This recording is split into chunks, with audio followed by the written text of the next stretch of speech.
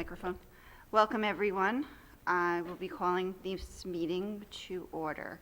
Pursuant to the New Jersey Open Public Meetings Act, NJSA 10:4-10, adequate notice of this meeting has been provided by advertising such notice in the Home News Tribune, the Asbury Park Press, the Board Office, the schools, and on Cablevision Channel 118 and Verizon Fios Channel 24, and by filing such notice with the Township Clerk. This meeting was scheduled for Tuesday, June 29th, 2021. The Board will take formal action on payment of bills and other agenda items. Mr. Mayor? Thank you, Mr. Carroll. The Old Bridge Township Board of Education acknowledges that the law of this state establishes that members of the public, including members of the board, have the right to record public board meetings using audio or video recording devices, provided that that act of recording does not interfere with the business of this public board meeting. Therefore, the board makes it known that any such recording is to be considered the private recording of the individual and in no manner represents the official record of the board. The board therefore takes no responsibility for such private recording and completely disavows any future use. Thank you. Roll call, Mr. Mayor? Ms. Burns, Present. Ms. Callie, Here. Mr. DePrima, Here. Mr. Dunn, Here. Ms. Ellis Foster, Here. Mr. Giordano, Here. Mr. Solikowski, Here. Mr. Weber, Mr. Carroll. Here. Quorum exists. Thank you. Okay, and if we can all stand for the pledge. I pledge allegiance to the flag of the United States of America and to the republic for which it stands, one nation, under God, indivisible, with liberty and justice for all. If we can all please remain standing, to acknowledge, the board acknowledges the death of Fred Cole, retired OBHS teacher and coach, and Sally Jenkins, retired secretary, and express its deepest sympathy to their families and friends.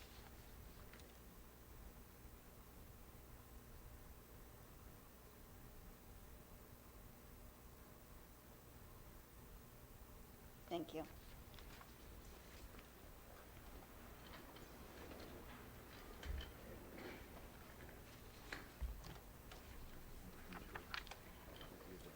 Okay, first order of business is I need a motion to approve the addendum. I'll move it. Ms. Ellis Foster, can I have a second? Callie will second. Ms. Callie, any discussion? Can I have a roll call, Mr. Mayor? Ms. Burns, Yes. Ms. Callie, Yes.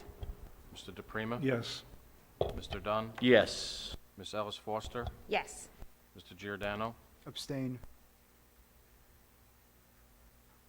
Mr. Solikowski, Yes.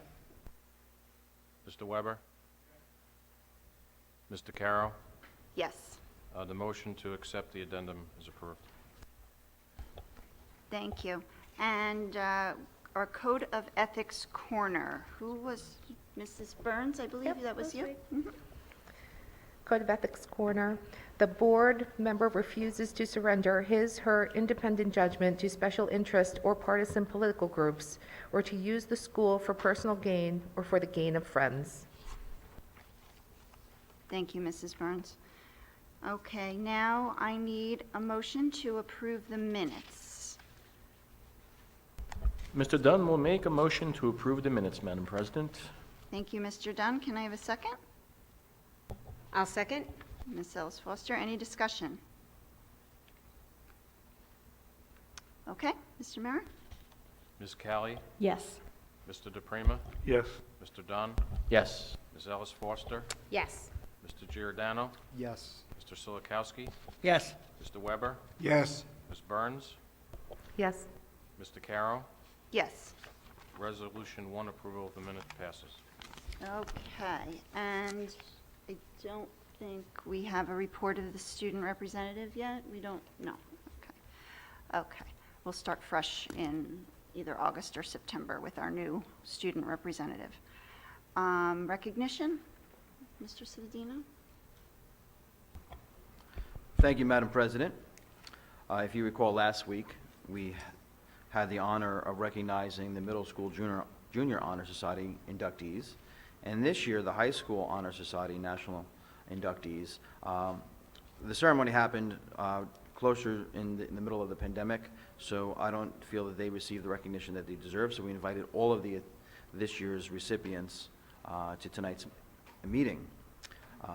As you know, not only do you have to demonstrate academic prowess to be a National Honor Society recipient and to be a member of this organization, but you have to have character and leadership and servitude. So it is quite an honor and is not easy to do, so we've invited the recipients here tonight. As I call your name, please remain standing until the end so that we can recognize you all and give you a round of applause. Jenna Adams, Lillian Aldelfo, Tassim Alam, Timothy Aluka, Riley Appleton, Nicolette Armetta, Anna Arushian, Naya Asif, Lillian Barbado, Emily Barge, Samantha Bennett, Arnish Badiria, Heather Bianchino, Anastasia Botros, Ethan Bradfield, Nicholas Brown, Kaya Kangakill, Jacqueline Casey, Eliza Cashman, Emma Chaco, Isabella Celentano, Amy Chan, Katie Chan, Faith Chong, Katie Chow, Nora Conklin, Nicholas Kovalos, and Jelena Cretella, Emmy DiNavolis, Naomi DiNavolis, Gregory DiStefano, Iman Diab, Kiernan Donnelly, Armand Dulat, Ryan Dershkowitz, Adam Ellerike, Jenna Alcied, David Flores, Samuel Ginsberg, Angela Gonzalez, Joey Kroptoff, Andrea Guillem Padilla, Angad Giuliani, Jenna Haynes, Sarah Henry, Carmen Hernandez, McKenna Heslin, Megan Hussey, Adam Ibrahim, Rashbi Jain, Matthew Janik, Joel Jonas, Anjini Kapoor, Joshua Carton, Haley Katz, William Kennedy, Fatima Khalil, Rija Khan, Jesse Kim, Nicole Komar, Julia Leonardette, Emily Lunarian, Patrick Lutz, Daniel Machin, Matea Mandik, Julian Marquella, Colby Mark, Alex Marcoux, Sophia Moran, Salvatore Mazzola, Kyle Mejorda, Males Milandanov, Michael Maraglia, Alexandra Muransku, Tay Minstry, Farna Momo, Ava Morales, Julia Nigerian, Melissa Niglio, Medisha Nigam, Maya Nikitas, Carly Nugent, Robert Obdike, Taylor Obdike, Riley O'Regan, Isabel Padilla, Felicia Padin, Ulysses Paez, Christopher Palmiero, Matthew Pantaleo, Shira Parikh, Haley Park, Roxanne Pasquale, Dia Patel, Jordan Petzold, Kaylee Pitts, Yash Parav, Sadia Rahim, Samar Ruja, Sarah Ratinieki, Amar Reme, Rumasa Raham, Taya Rizvi, Lauren Rosenberg, Abigail Russ, Arush Saeed, Miles Salah, Brianna Salika, Alyssa Santiago, Matthew Shamir, Gregory Schultz, Jaya Singh, Sandeep Singh, Brianna Slavin, Alexandra Solomon, Liliana Sosa, Sabrina Stark, Anthony Taranto, Ashley Marie Takaro Stewart, Shavi Tuchka, Michael Tribbiani, Amanda Tropia, Priya Verma, Julia Villanueva, Samantha Wares, Alicia Wasim, Tyler Wiley, Sarah Wu, Quentin Young, and Miriam Youssef. Can everybody please join me and do a round of applause for these well-deserving.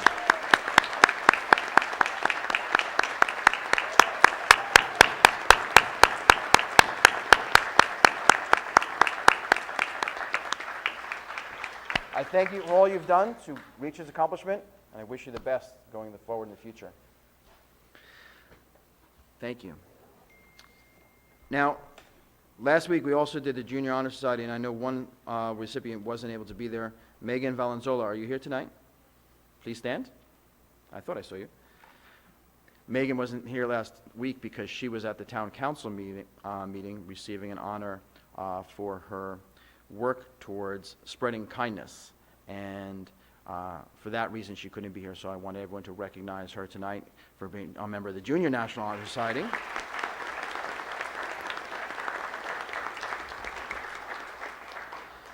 And Megan, because you continue to spread kindness and positivity throughout the community, I'm presenting you with a $50 gift card to Grillstone, where you can pay it forward with some of your friends, hopefully. You're welcome.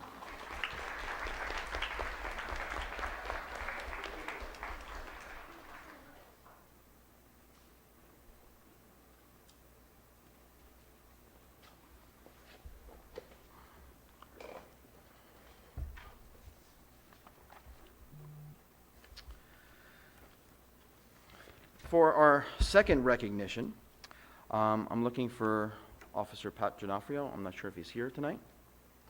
He did have an emergency personal matter that did come up. Is Principal Maranzoli here? There you are. And Principal Coletti, please come up to the podium. I will just move the motion, and our two principals will take over in recognizing our students. Move the board to recognize the following students as finalists in the Partnership for Drug-Free New Jersey's Design a Fourth Grade Folder Contest. More than 1,000 fourth grade students from across New Jersey entered, but only 33 earned recognition at the program award ceremony held virtually on Tuesday, May 12th. 4 of the 33 finalists are fourth grade students from our own Old Bridge, who will receive medals for their creative peer-to-peer substance abuse prevention artwork following the theme, Fun Things to Do Instead of Drugs. Mickey McCabe from Old Bridge Elementary School was announced as contest winner at the end of the presentation. Do you want to announce the students on your behalf? Okay.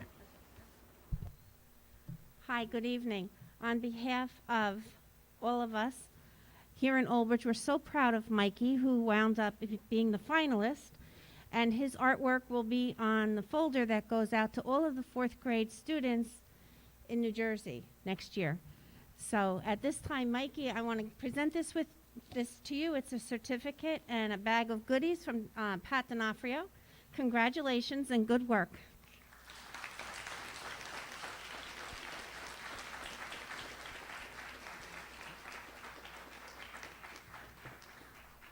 Thank you, Ms. Coletti. Thank you, Mr. Cittadino, for summarizing all of that. And as you heard, in cooperation with the Old Bridge Police Department, we are very grateful to be able to hand out these certificates We had 3 students from Allen B. Shepherd School who also were able to achieve the level of recognition.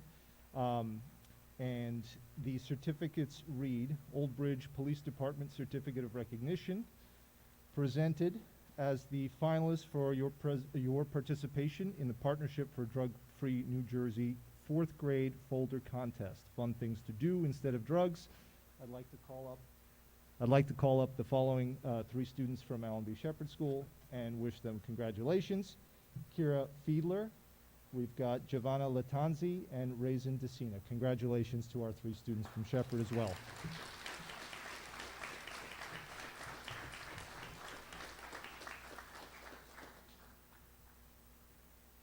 And those 3 students can come on up and receive their awards. Thank you.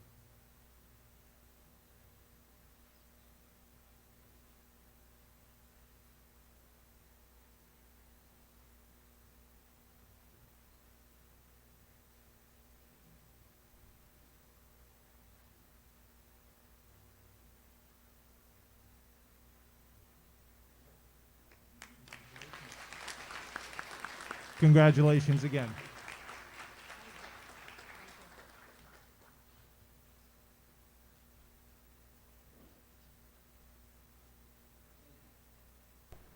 Thank you. Our third recognition is to move the board to recognize James A. Mcdevit Elementary School for receiving 2 Promising Practice Awards from Character.org in 2021.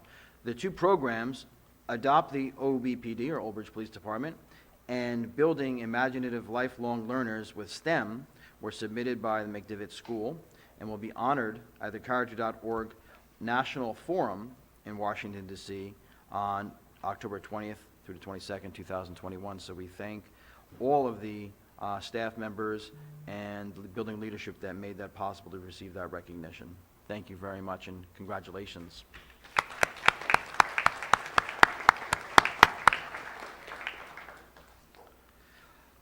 Lastly, we want the board to recognize the recertification of the following schools as National 2021 Schools of Character: the Leroy Gordon Cooper Elementary School, the Virgil L. Grissom Elementary School, the Allen B. Shepherd Elementary School, and the Carl Sandburg Middle School. To receive this recertification, the school staff, its teams, its families, and students all had to work very hard, in most cases remotely, to put together all of the data that's needed to submit this. It was very difficult for not only Old Bridge schools, but schools throughout the country to do this process, and many were not recertified, but we're happy to see that the schools here in Old Bridge were recertified, and that a lot goes to, again, the students, the staff, and the leadership at the schools. So congratulations.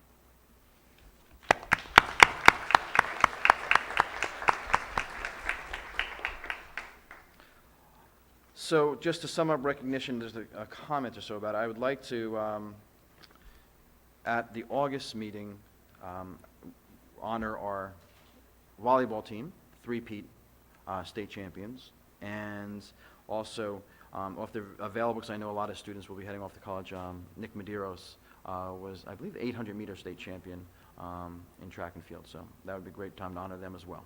So something to keep on the radar, and congratulations to all those teams and the individual athletes for their state championships. Congratulations.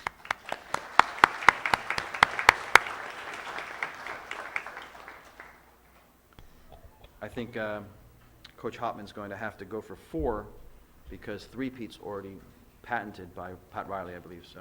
Yeah. He's going to have to keep I going. mean, he just has to. It's Obviously. obviously. Well, that concludes recognition for this evening.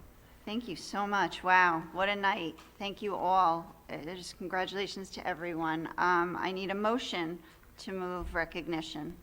Callie will move. Ms. Callie, can I have a second? Dunn will second, Madam President. Mr. Dunn, any discussion? Yes. Mr. Giordano?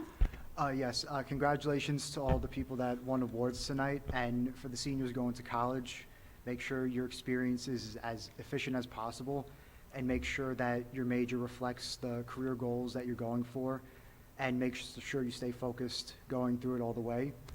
And then when you become rich, you could party much harder. So remember that. Thank you. Anyone else? Mrs. DeCara? Yes. I too would like to congratulate all the award recipients. I know how difficult it is and what an honor it is to be inducted into the excuse me, National Honor Society. And to the young students who won the poster contest, Too Good for Drugs, that especially warms my heart as a longtime volunteer on the Municipal Alliance for the Prevention of Substance Abuse. I am very, very proud that 4 of our students were chosen for awards. And I hope that you continue on that path and become an example for all of your peers as you go through your school career. Thank you. Anyone else? Okay. I'm just going to echo Mr. Giordano and Ms. Callie. Congratulations to all of you. Such wonderful achievements, and of course, I've said this many times, is my favorite. Recognition is my favorite part of the meeting, and having all of you guys come here and seeing and recognizing your achievements is really the best part of this job. So congratulations again. So with that, we need a roll call, Mr. Mara. Ms. Burns, Absolutely, yes. Ms. Callie, Yes. Mr. DePrimo. Yes. Mr. Dunn, Yes. Ms. Ellis Foster, Yes. Mr. Giordano, Yes. Mr. Silikowski, Yes. Mr. Weber, Yes. Ms. DeCaro. Yes. Resolutions 1 through 4 pass. Awesome. Okay. Moving on to the superintendent's report. Thank you. As the board is aware, that twice a year we have to do a violence, vandalism, and HIV reporting for the 2 reporting periods that consist in the process. So every year, superintendents are required to report to the Board of Education the incidences of violence and vandalism that have occurred in the district during the previous year. With the passage of Public Law 210, the Anti-Bullying Bill of Rights, incidents of HIV as well as violence and vandalism must be reported twice a year. Period 1 consists of data from September 1st through December 31st of a school year. Period 2 consists of data from January 1st through June 30th of that same year. Both reports require a monthly collection of input from the data state reporting system. The New Jersey Department of Education's school safety data system is used to help districts streamline the process. We are required to report both alleged and confirmed HIV cases in the incident reports.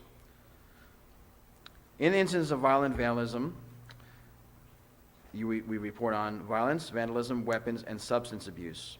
We report whether the police are notified with no complaint or the police are notified with a public complaint. We report of in-school suspensions, out-of-school suspensions, expulsions, unilateral removals, or removal by administrative law judge.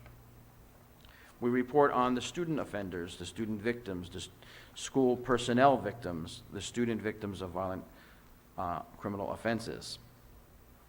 We must also report on the assignments, the instruction, and support services given, whether it be an in-district program, home assignment, home instruction, or out-of-district programming. This reporting period is from period 1, so it's from September to December 30th of 2020. We had 0 incidences of violence, vandalism, weapons, and abuse of drugs. We had 4 confirmed HIV complaints. All 4 had a 10-day investigation. The Board of Education rendered a decision in all 4 of those within those time frames. The number of HIV alleged incidents was 4. The 10-day investigation was completed by all 4, and the board rendered its decision. Obviously, the board can look at the chart in the comparisons over the years. Obviously, this one is clearly skewed by the pandemic and the remote learning that was a result of that pandemic. So the numbers are obviously lighter. We'd love to see the numbers lighter all the time, but that is the report that we have to submit to the state. Regardless of what's going on in the schools, you have to report it twice a year. that concludes that portion of the superintendent's report.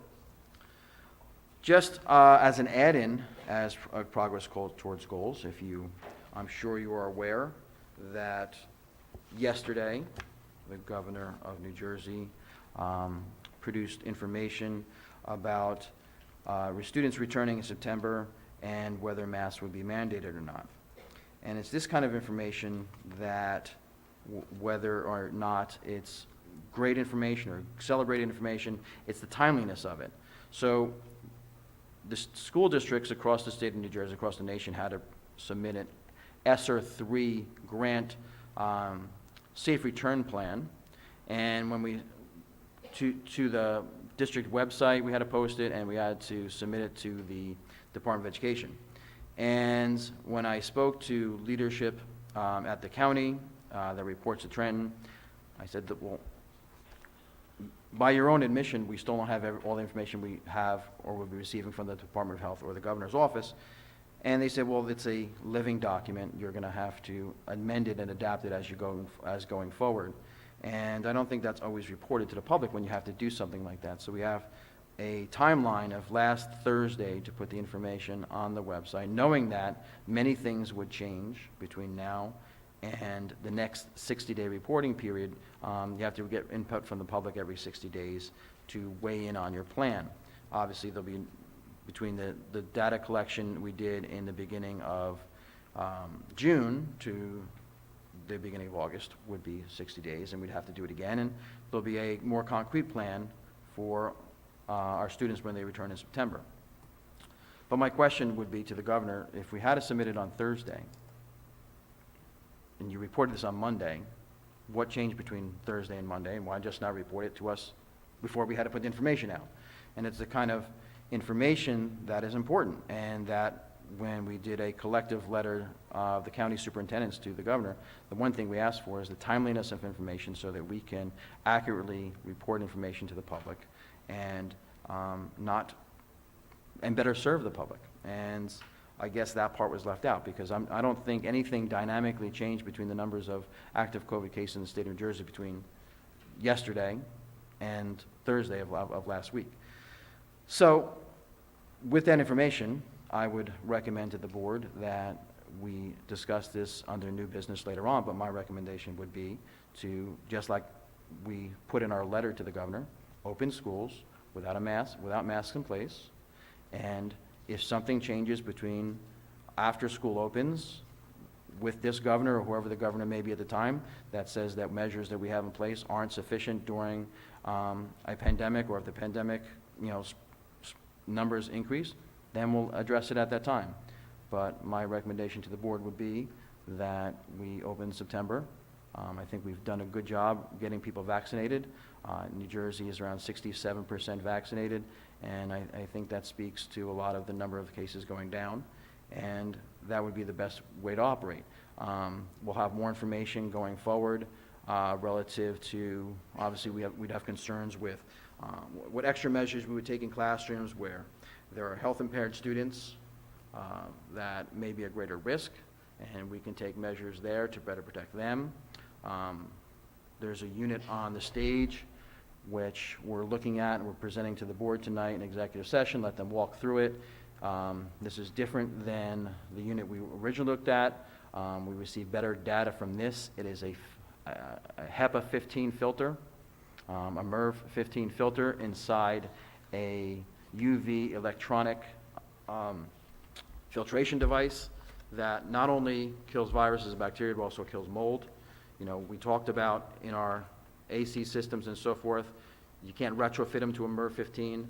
This takes it out of that box and puts a MERV 15 filter in every classroom.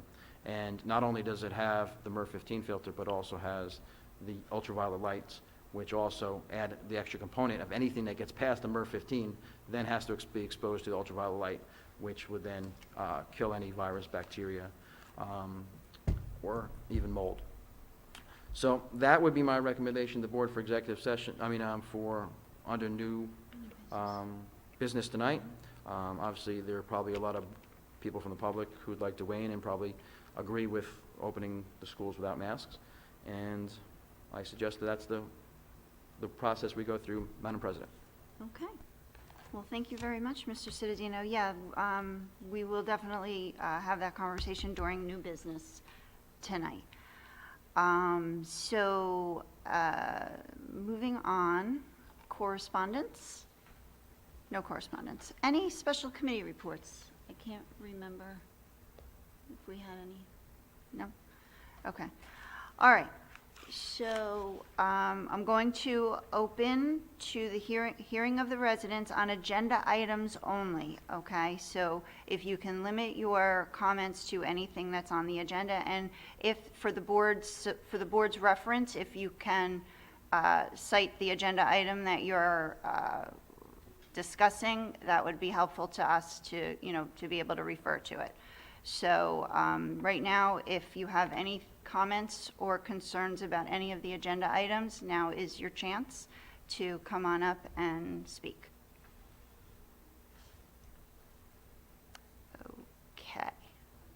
Okay. Mr. Kara, Yes, there I'm was some email that was received at the board secretary email address this morning, and it does relate to something that's on the agenda, so I will read it, quote unquote. It's from Ms. Susan Davis. She's an Old Bridge resident. It's public comment. Good evening. I have a question about the reopening plan for September 2021. Now that the governor has stated that masks are not required in September for students in school, will you change the plan and make masks optional?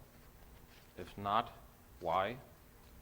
I'm not sure what you have already done as for your planning and deciding what that mask should continue to be worn, but I'm sure that all can be undone just as easily as it was done. The masks are not as safe as what you presume them to be.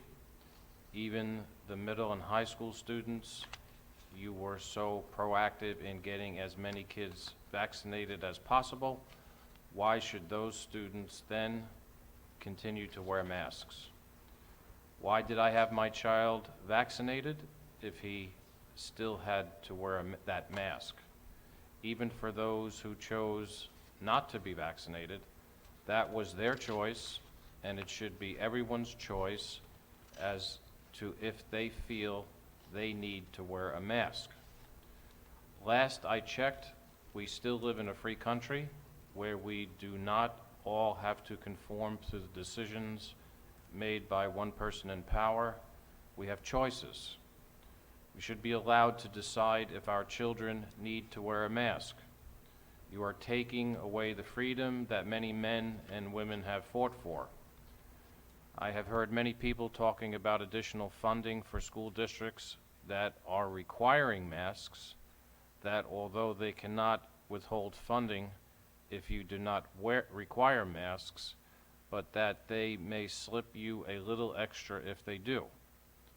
Although I admit that funding for the school is important, it is not more important than the health of our children. I have heard Mr. Cittadino many times during the past year comment about not wanting to do this or that, yet because there may be funding available and we don't want to do it now because then we can't get the funding later, i.e. adding additional days to ESY, installing better air ventilation in schools as opposed to improving the track at Lombardi Field. So my guess is that if there is the possibility that there may be additional funding to those schools that require masks, then that is why you are requiring masks. Please don't use our children as pawns to get additional funding. Half of the board was not even wearing masks at the last board meeting. I will assume you were vaccinated. If you don't need to wear a mask now that you are vaccinated, then why do our children? Unmask our children. Let those who feel they need the mask wear it, and let those who don't feel the need for it to be free. My next question is about COVID testing. I saw that you contracted with a company to perform COVID testing during school. I do not want you performing random COVID tests on my child. I do not give you permission to do that to my child. If my child needs to be tested, I will take my child to a place of my choosing, not yours. Again, you are trying to take away our freedom. This contract was, in my opinion, a waste of taxpayers' money. There was absolutely no reason for the district to pay for COVID testing on every student that has some kind of symptom that is also a symptom of something else. If you feel the student needs testing, then you should let the parent know, and then the parent can take the child and have testing done. Why should taxpayers pay for the testing of all these students?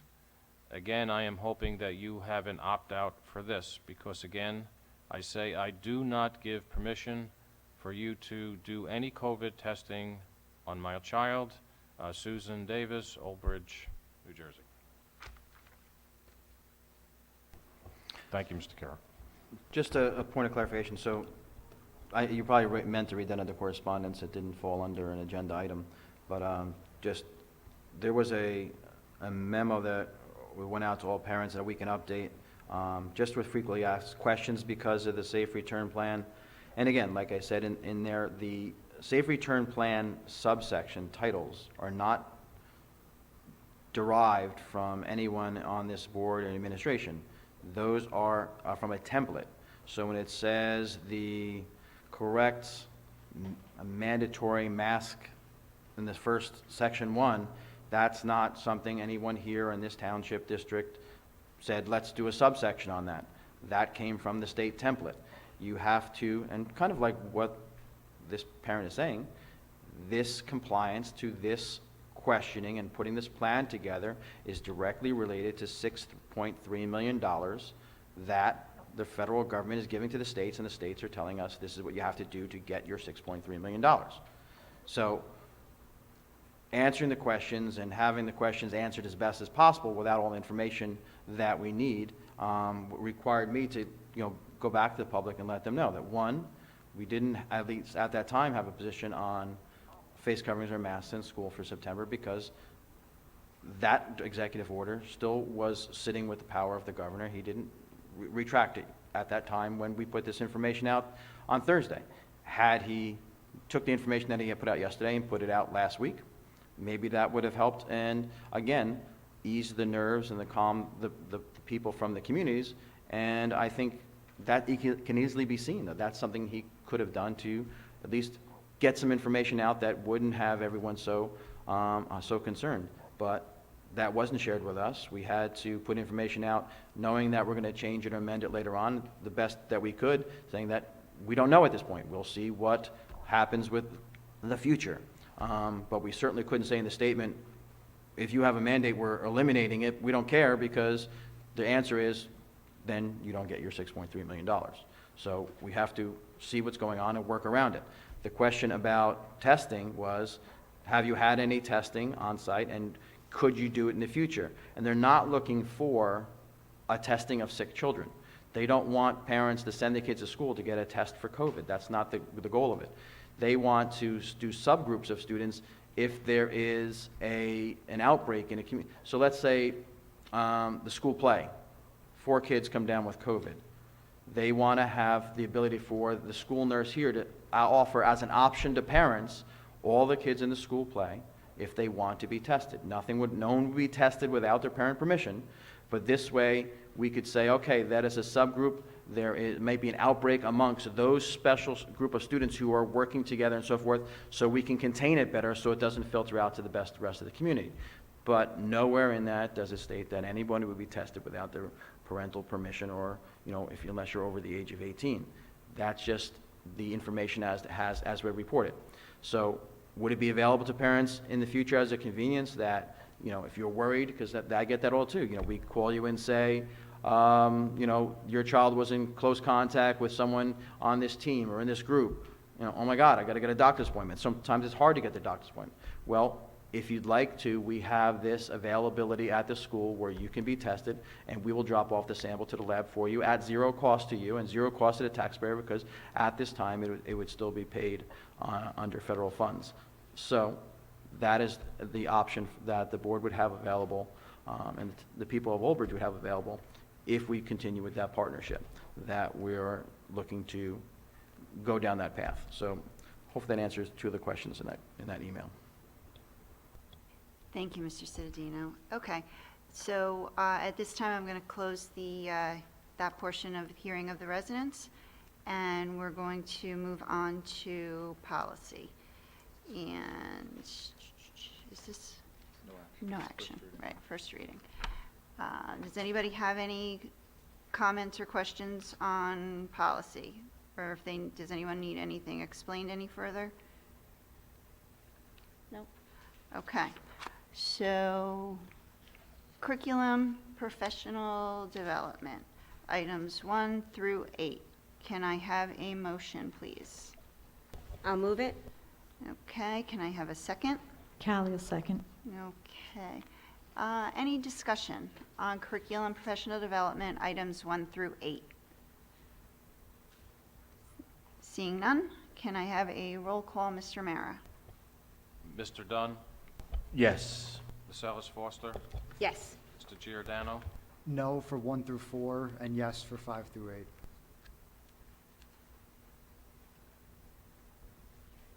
Mr. Sulikowski, No, 1 through 4, and yes on the rest. Mr. Weber, No, 1 through 4, yes on the rest. Ms. Burns, Yes. Ms. Callie, Yes. Mr. Prima, Yes. Mr. Caro. Yes. So resolutions 1 through 8 pass. Okay. Athletics, items 1, is it just item 1? No, 1 and 2.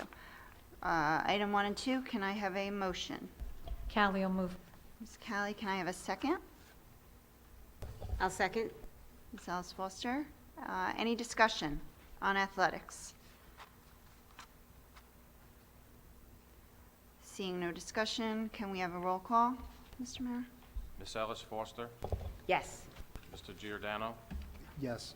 Mr. Sulikowski, Yes. Mr. Weber, Yes. Ms. Burns, Yes.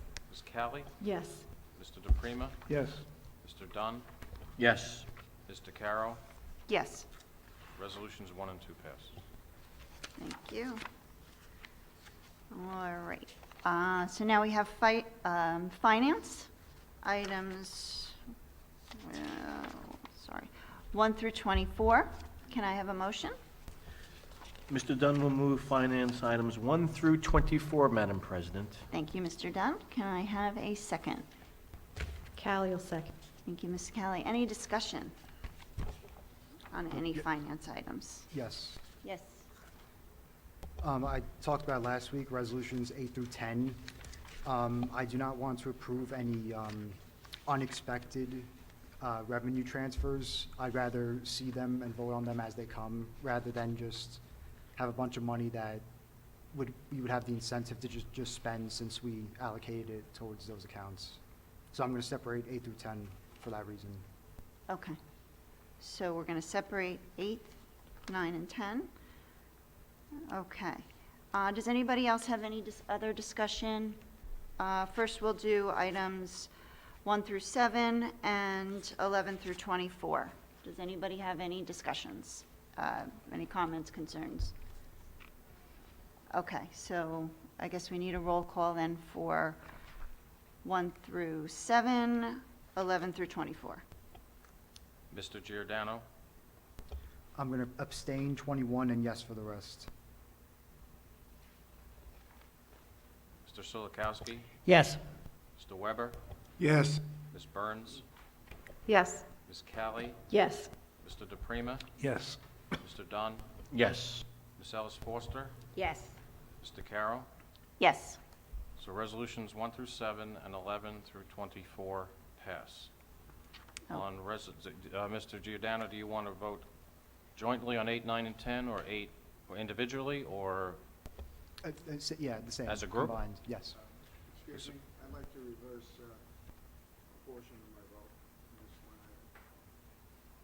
Turn your mic on. I'd like to change my vote on one of the items I just voted yes for. Item 21, the sidebar agreement. Do you want to abstain or vote no? I want to vote no.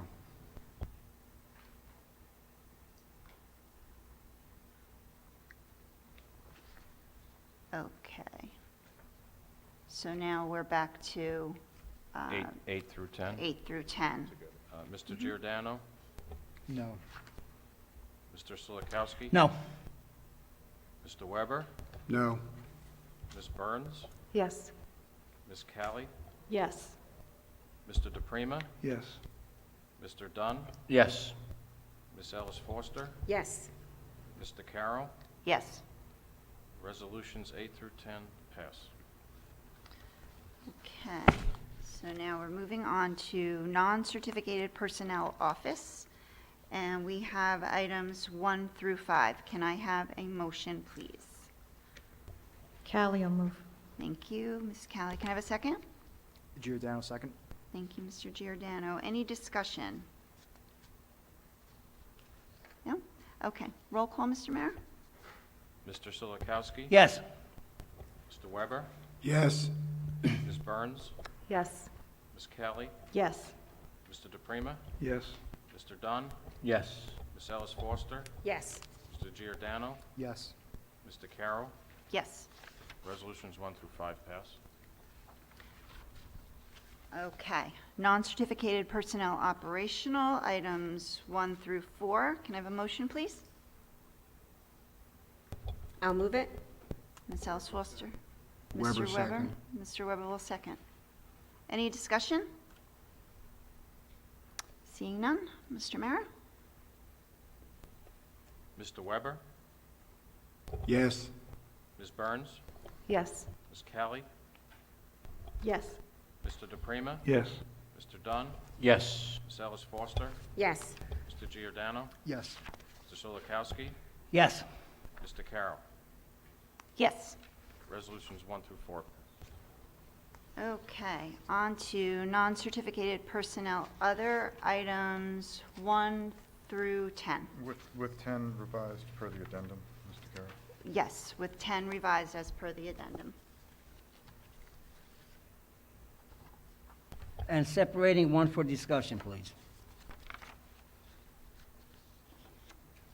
Okay. Any other discussion? Do you want to just discuss that now, Mr. Silikowski, or? Yes, we have There you two are. retirees on this agenda, and I wish them a lot of luck. The first one is Gail Vincentini. She's at Carpenter, paraprofessional with 19 years of service. And we have a regular teacher at the Sherrard Grade School, grade 3, with 27 years, Joyce Regan. With a total of 46 years, I wish these people a lot of luck and a great life ahead. Thank you very much for your service. Any other discussion? Okay, I would just like to, she's probably going to be mad at me, but I would like to say congratulations to Gail Vincentini on her retirement.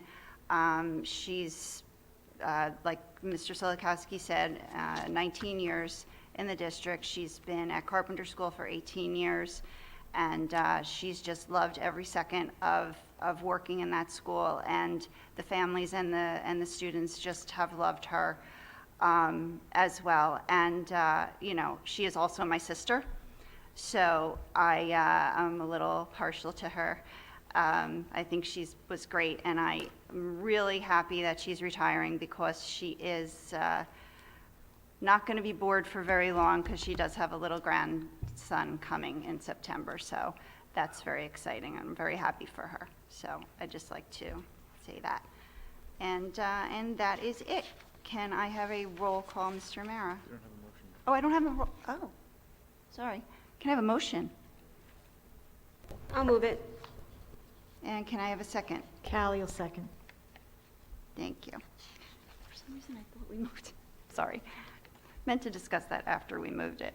But anyway, go ahead, Mr. Ms. Mayor. Burns? Yes. Ms. Callie? Yes. Mr. DePrima? Yes. Mr. Dunn? Yes. Ms. Ellis Foster? Yes. Mr. Giordano? Yes. Mr. Solikowski? Yes. Mr. Weber? Yes. Mr. Carroll?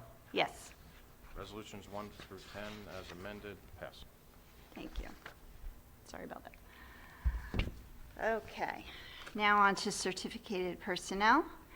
And as Mr. Solikowski mentioned already, Joyce Regan with the retirement, and I need a motion to move items 1 1 through 46, including the addendum. 1 through 46, including the addendum. So just can I have a motion? Callie will move. Ms. Callie, can I have a second? Burns will second. Okay, any discussion? Separating 18, 21, 23, 24, 25, 26, and 40 for voting purposes and discussion.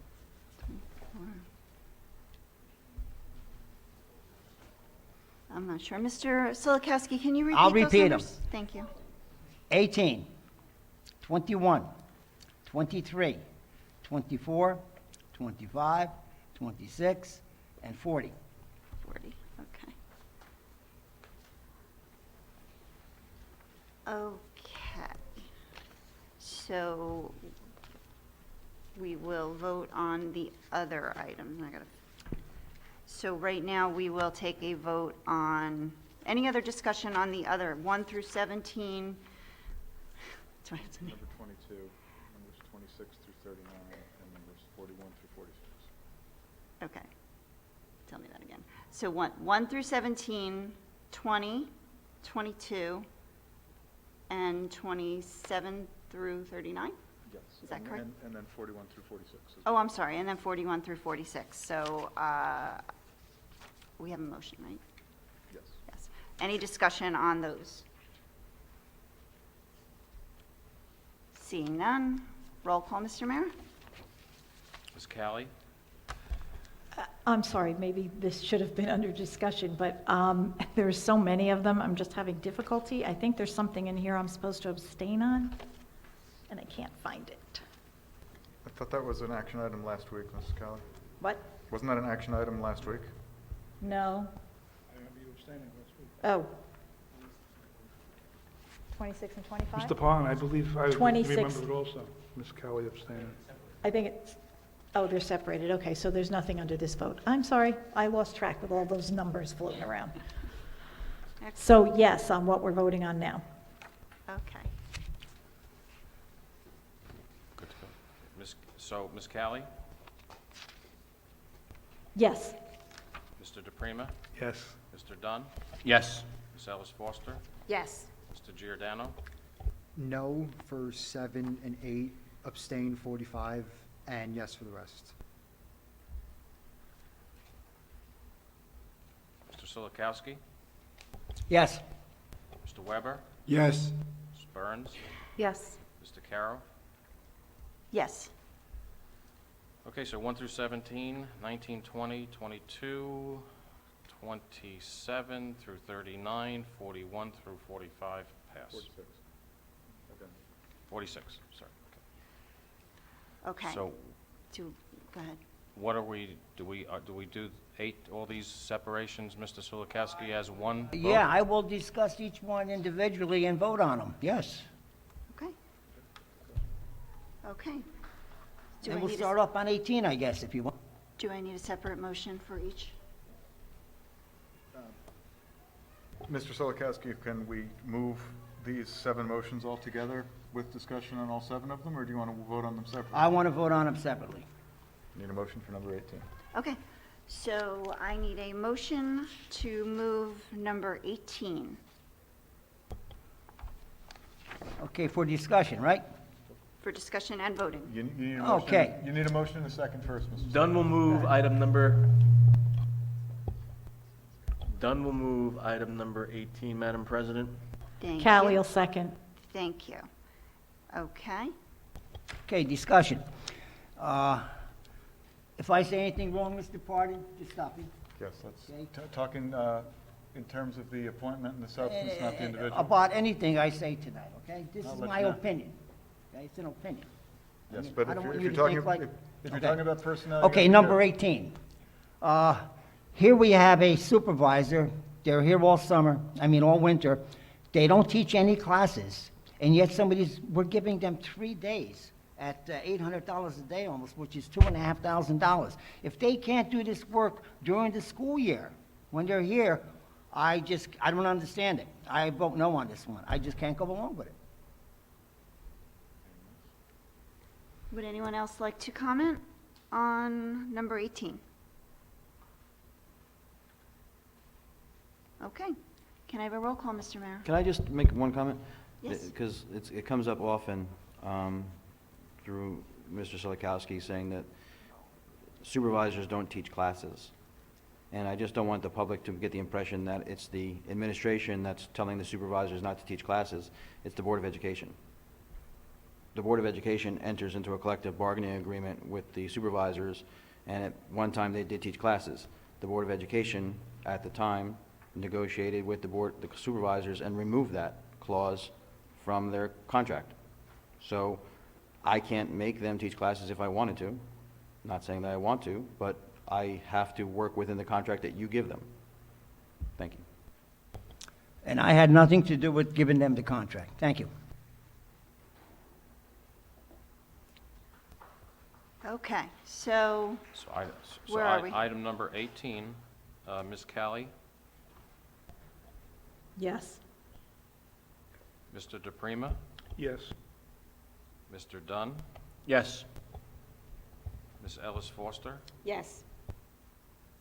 Mr. Giordano, Abstain. Mr. Silikowski, No. Mr. Weber, No. Ms. Burns, Yes. Mr. Carroll. yes.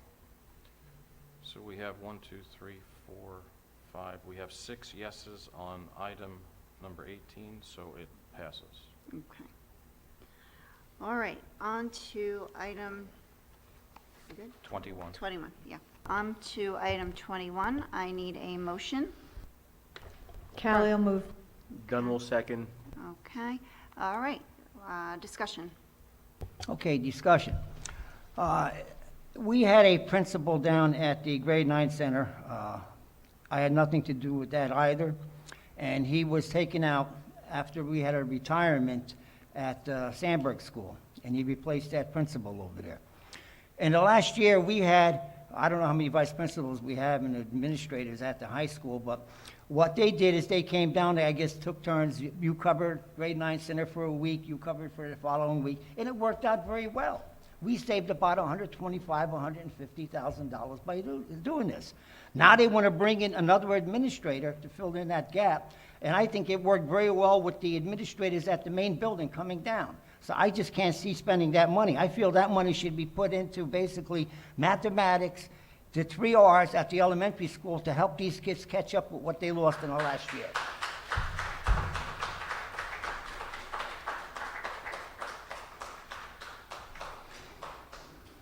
Would anyone else like to comment? I just have a few things. I did some investigation, and unfortunately, I think I left my papers home, looking at the administration numbers in Old Bridge compared, and I just really compared to our 2 neighbors who are closer to us in an economic standpoint and school district size. And when I looked at it, Old Bridge had 17 administrators. That does not include principals. I'm talking about supervisors, directors, along that lines. Sayreville, which has 2,000 less students than us, also has 17. However, their majority of them, they have 8 directors. We have 4 directors. We have more supervisors, which are 10-month positions, which are cost less to the taxpayers.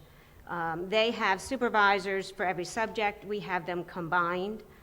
And then our neighbors up on Route 18, East Brunswick, which is more our size, has 21 in their administration. So I think, we have to look at the numbers, and this fallacy that goes around in that we're top heavy is just factually incorrect when you look at numbers and when you look at those compared to districts similar size to us.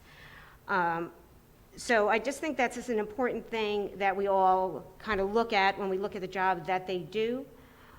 It's not, just subjects matters. They have to do the teacher evaluation. I mean, there's a lot that they do. There's a lot of mandates from the state, and I think we are extremely lean when we compare it to other districts. As well as, just to tack on to what Mr. Silikowski said, we are, and if you look at the agendas and the past agendas, putting great resources into the summer to help fill some of the gaps, and we are putting a much greater emphasis on math because we're moving into block scheduling in our middle school and high school, which will give all students more math time, which will be critical. We are increasing our RTI staff, so I think we are investing in those things because we all know that there are gaps. So to give the indication that we are not funding those is not accurate. So I just want to make sure that you can absolutely disagree on items and have your opinion, but you can't change the facts. And we are investing in math, and we are investing in reading and writing, and we do have a lean administration. Everybody has their opinion. You keep yours to yourself, I'll keep mine to myself. Mine were I facts, express my Mr. feeling, Silikowski. okay? I gave facts. I didn't. My facts are there also, believe me. Thank you. Would anyone else like to comment? Any other board members? Yes. Mr. Weber? The comparisons that were made were against East Brunswick, which is a more affluent district than we are. It is the same size approximately. Sayreville, as mentioned, is about 2,000 less. It's less affluent than we are. And there is on the New Jersey Department of Education database site a list that categorizes school districts as less than 1,800, 1,800 to 3,500, and over 3,500. And in that ranking, we are not particularly, we don't stand out tremendously one way or the other. We lean toward being a little bit leaner than the center, but there are plenty of districts who are lower than us that are our size. So I just want to make the board members aware of it. Is NJDOE data, and that's the place to look if you want number information. Madam President? Yes, Mr. Dunn. So basically, as we all know, this district has made incredible strides over the last 6-7 years regarding our academic enrichment. We were a mediocre district going back about 6-7 years ago. We weren't performing, we weren't up to par. Our students were floundering. This administration and this board made incredible inroads in bringing in the resources, bringing in the talent to ensure that our test scores improved, our students got the correct education. And it's proof in the pudding. We can argue here, we can play semantics, we can say, well, I told you so, what, adding this in is gonna hurt our budget. You know what, I don't care about our budget, I care about results. The results are in the pudding. We can see how well our students are doing. They're doing really well. We are ranked up in the top, probably 40% of all school districts in the state. Going back 5-6 years ago, we were not. Our test scores were in the toilet 6-7 years ago, and it's proof. The data is there. So I think we're doing something right, that we're giving our students, that's who we have to worry about, is our students. Yes, we have to worry about the taxpayer as well, but we all want to ensure that our students get the finest education, and I think that this administration and this Board of Education has done that over the last 6-7 years. The numbers are there, they don't lie. We've been given all kinds of great accolades over the years, and that's due to having the people in the places that are necessary to ensure the academic enrichment of our students. If we're going to start cutting back now, you're going to see a decline of our students excelling. Our students are doing really well. You know what? I'm not going to put a price on that. And quite frankly, right now, you know what? I am for having this position filled. Yes, we went from a principal to a vice principal, so yes, there is a slight savings.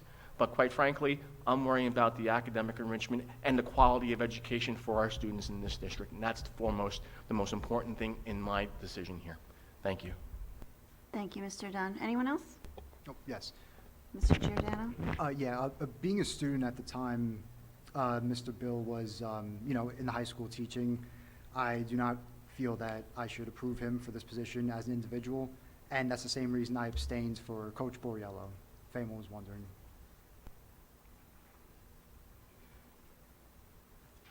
Okay. Anyone else? Okay. My comment is, saying, it kind of disturbed me, the comment, you can send one VP down there for, a month or a couple weeks, whatever you said, and then throw another, send another VP down there for another. I mean, what kind of continuity is that showing for our ninth graders? I mean, what kind of message is that sending to our ninth graders that we're just gonna, send down whoever's not busy, down to our grade 9 center? I mean, that just, to me, sounds just, that's heartbreaking that there's a Board of Ed member that has that attitude. It's heartbreaking to me. I believe that our high school administrators work extremely hard. They worked hard when we had a principal at grade 9 center. They weren't sitting around eating bonbons. They were working. So to say that they could actually go down and split their time up to an entire other class is irresponsible. And as Mr. Dunn said, it's not fostering the quality of education. Thank you. That's all I have to say. So, seeing no other Yes, I have another comment Go on that ahead. one. Yes, I'm not finished. Okay, what happens is, the people that came down from the main building, these are the administrators that these kids in the ninth grade are going to be dealing with for the next 3-4 years. That's why it's a good idea of what I came up with, okay? Because now they're getting exposed to these administrators way before they get into the main building. That's all I have to say. Thank you. Well, Mr. Solokowski, you did hear this candidate come in. We met him last week, and you did hear his take on how he wanted to integrate the ninth graders into the high school and the high schoolers into the ninth graders, so that the ninth grade students did have more of a sense of what's going on up at the high school, and having the teachers go back and forth as well. So that is something that this candidate that we have on the agenda tonight is wants to do, and we're not sure even, I don't know if there is if he is going to be there, or if they're going to put another one, another VP down there. I'm not sure, but the goal with this administration is to have the ninth graders know all of the administrators, and they have a plan to do that. I don't know if you've reached out and asked that, what that plan is, but there is definitely a plan. I mean, I can tell you, Dr. Sasso, that's his main objective, is to make sure that all the students feel integrated together. Can I just offer one point of clarification too, though? When the decision was made by my office to not fill the position for the remainder of the school year and send the grade 9's principal to Carl Sandburg School, when the students returned, we had a 35% return rate. 65% of the students at the high school level remained home on a remote learning platform. The governor has stated that a remote learning platform will not be available next year, and I, for one, want a semblance of normalcy and 100% of the students back in the schools. If you're looking to keep it 35% of the kids back in the school, then that may be a good plan. But if you want all the students back in the classrooms and in the schools, you're going to need the positions to support that, and you can't do it with 100% of the students there and less than 100% of the administration in place. Okay. Any other comments? Roll call, Mr. Mayor? So this is a roll call on item number 21. Yes. Callie, Yes. Mr. DePrima, Yes. Mr. Dunn, Yes. Ms. Ellis Foster, Yes. Mr. Giordano, Abstain. Mr. Solokowski, No. Mr. Weber, No. Ms. Burns, Yes. Mr. Caro. Yes. The yeses are 1, 2, 3, 4, 5. There are 6 yeses on item number 21. It passes. Okay.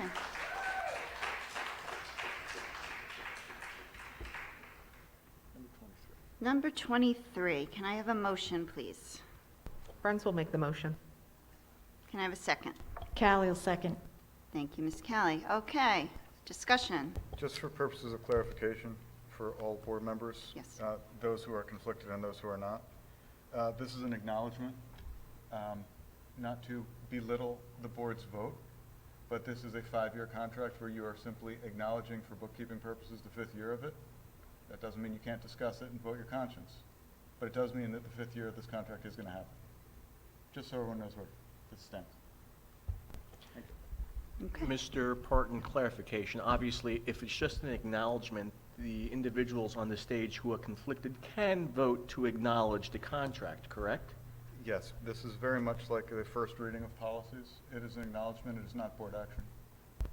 Terrific. And if there's discussion on it up at the stage, the 3 conflicted board members can discuss this, correct? They can discuss this item number 23. They cannot discuss Mr. Cittadino's performance or his future. So, tread lightly. Answer my question. Thank you, Mr. Parton. Okay, discussion? No discussion, just voting. Okay.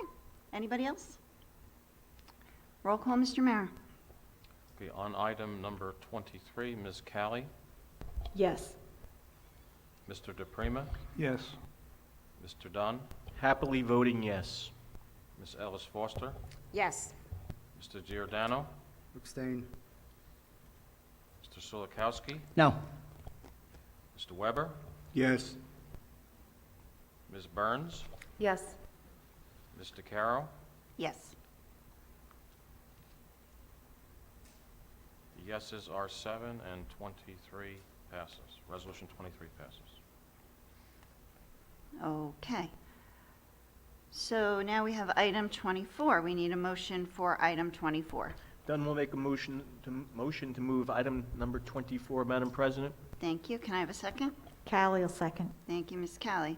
Discussion? Yes, Madam President. Go ahead. So, Joe Mara is an integral part of this district and administration, and I can say unequivocally that he has been the finest business administrator that I've been around in my tenure here. Obviously, I had a previous business administrator that was here, and plus, I'm involved in a lot of different entities through my professional employment, and I can say that I'm very pleased with Mr. Mara's professionalism and his abilities to balance public and private. He's done a remarkable job here. I'm confident in his abilities as an individual who does deal with different organizations at different levels, and quite frankly, he has brought a refreshing change to the financial aspect of this district, and I'm very pleased and very happy to be able to vote yes on his increase and his contract. Thank you. Thank you, Mr. Mrs. Dunn. DeCaro? Yes. I've been on the board as early as 1993, and for the 3 or 4 business administrations that I have seen, Mr. Mara brings with him a very unique background. He was a CEO of an outside firm, so he's got a tremendous skill set for developing sources to save us money, which most of the other business administrators who came out of the educational community did not possess. That's not to fault them for what they didn't do, but the fact that he did have this private sector experience, I think, has been a tremendous asset for the board, and he has been superb, and I fully support him. Thank you, Mr. Weber. Anyone else? Okay, yes, I would like to combine number 24 and number 26 for discussion. We already, go ahead. 24 and 26. We have We got to finish this one first, Mr. Solikowski. We're still waiting to vote on 23. Oh, okay. 24. Okay. 24, excuse me. Thank you. Did you want to say something, Mr. Solikowski? On what number are we talking? We're on number 24 now. Mr. Mayor. 24. Yeah, but I would like to combine 24 and 26 for discussion purposes, because basically the discussion is going to be very similar. Well, right now, we Okay, have a I'll motion on... discuss them individually. Thank you. Thank you. Thank you. Okay, Mr. Mara, I have been involved in the Old Bridge school system for over 50 years, teacher for close to 40, and on a board, I guess about 13, 14, 15 years now. Okay, with the mic, I'm sorry. I have been involved with the Board of Education and the school system for over 50 years. Mr. Mayor, I worked with probably, like Mr. Weber said, 3 business administrators. I must have worked with a dozen of them. He surpasses all of them in what he does. This individual, he is so professional. Plus, he has a background in the real world, the professional world out there in the business world. So he came to us knowing what he was doing, but not only that, but look at the schools, look at the grounds that we're working with right now. He's on to everything. And this individual will always have my vote. And that's what I'm going to say. He has my yes vote on this one. Okay? Okay. Anyone else? If I could, Yes. just one, I have to concur. I always say there's not a better steward of our monies than Mr. Mara. And then, just kind of one comment, and Mr. Sedadino, correct me if I'm wrong, because I know this came up, but there were previously 5 people within the district that did the job that are currently being done by Dr. Hoker and Mr. Mara. Is that correct? No, it's Did I get that wrong? I'm sorry, it's, Dr. Hoker and Dr. Tui. Oh, okay. There were 5 people who did Okay, I those 2 apologize. positions. Well, then I'll hold that till next time. Sorry. Okay. But yeah, no, Mr. Mara, thank you for your dedication. I know none of us expected to be hit with the cuts that we have, and, again, there's no one more ethical dealing with our money. Anyone else? Yes, Mr. Mara, thank you for saving the taxpayers of Old Bridge approximately $20,000 to $30,000 because you waived your medical benefits because you get them from your wife. Thank you. Me now? Yes, Mrs. Kelly. I'm sorry. I'm not going to lengthen this, but Mr. Mara, thank you for everything you do. I can't think of a better person.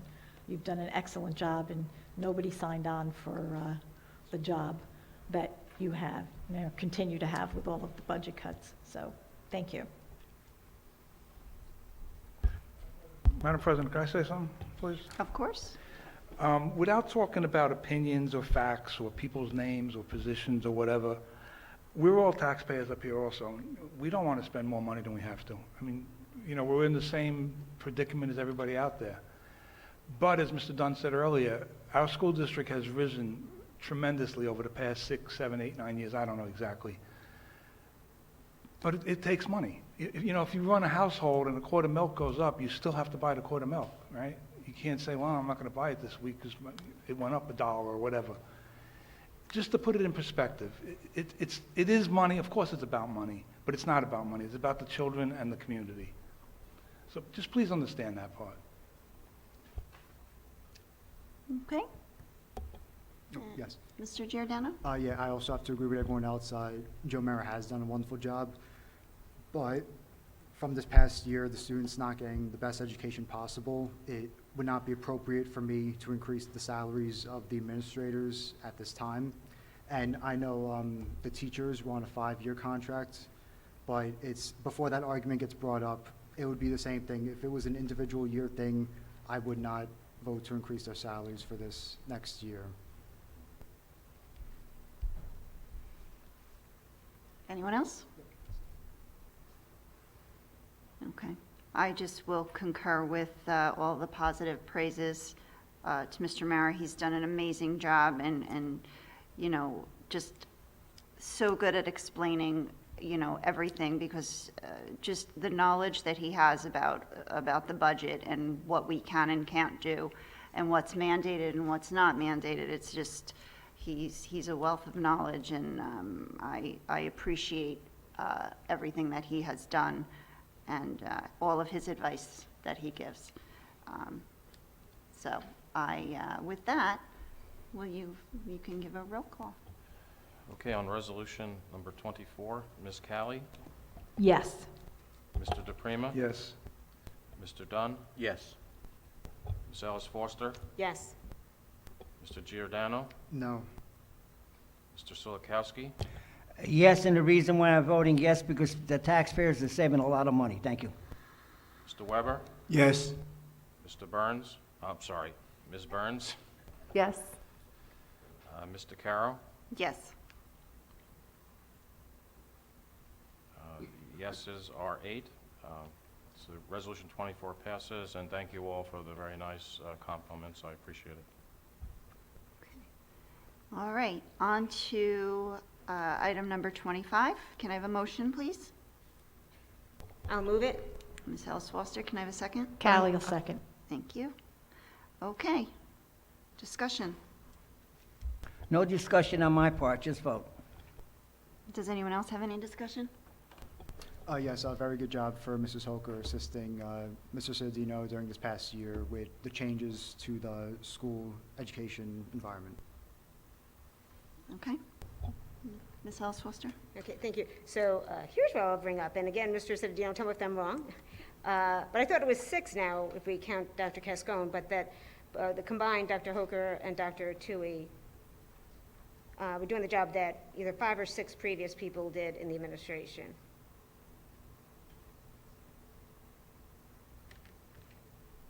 You are correct.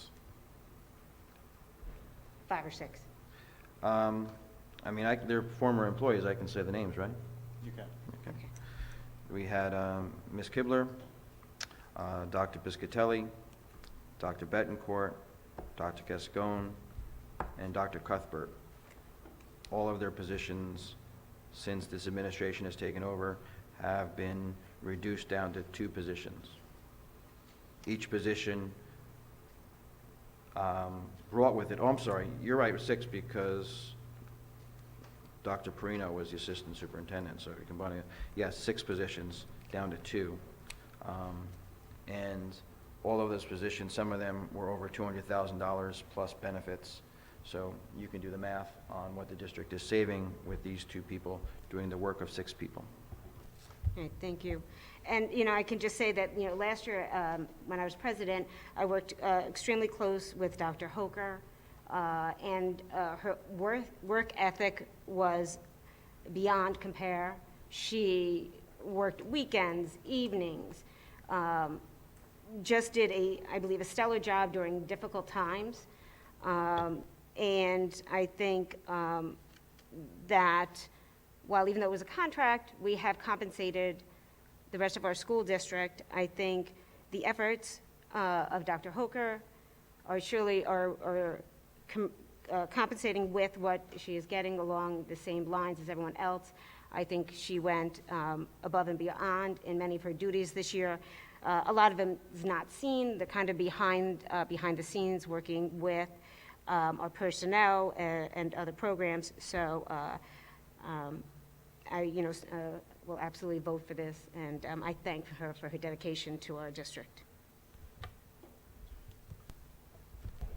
Thank you, Ms. Ellis Foster. Any other non-conflicted? Madam President, I have a procedural question. Sure. Obviously, there are 3 members on the stage who are conflicted, who cannot vote on number 25 and 26. So the procedural question is this: is it a simple majority or a supermajority to approve these 2? It's a more complicated answer than you would hope.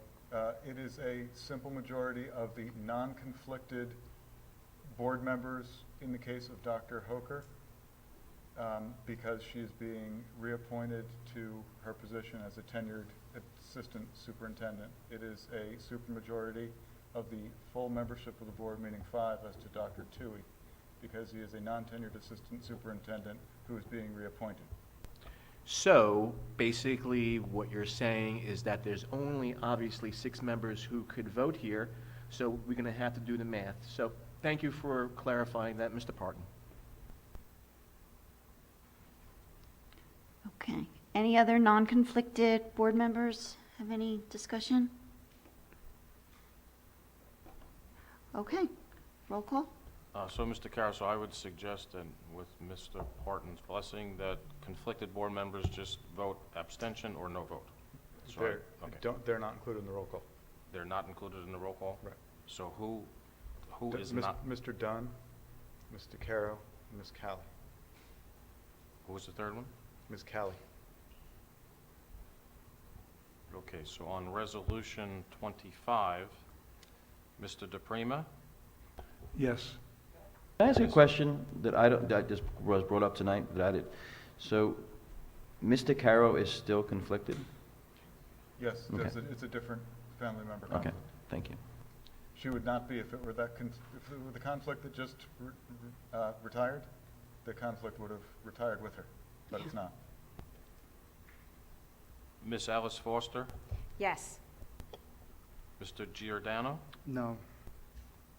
Mr. Solikowski. No. Mr. Weber? Was that a yes or a pass? I'm sorry.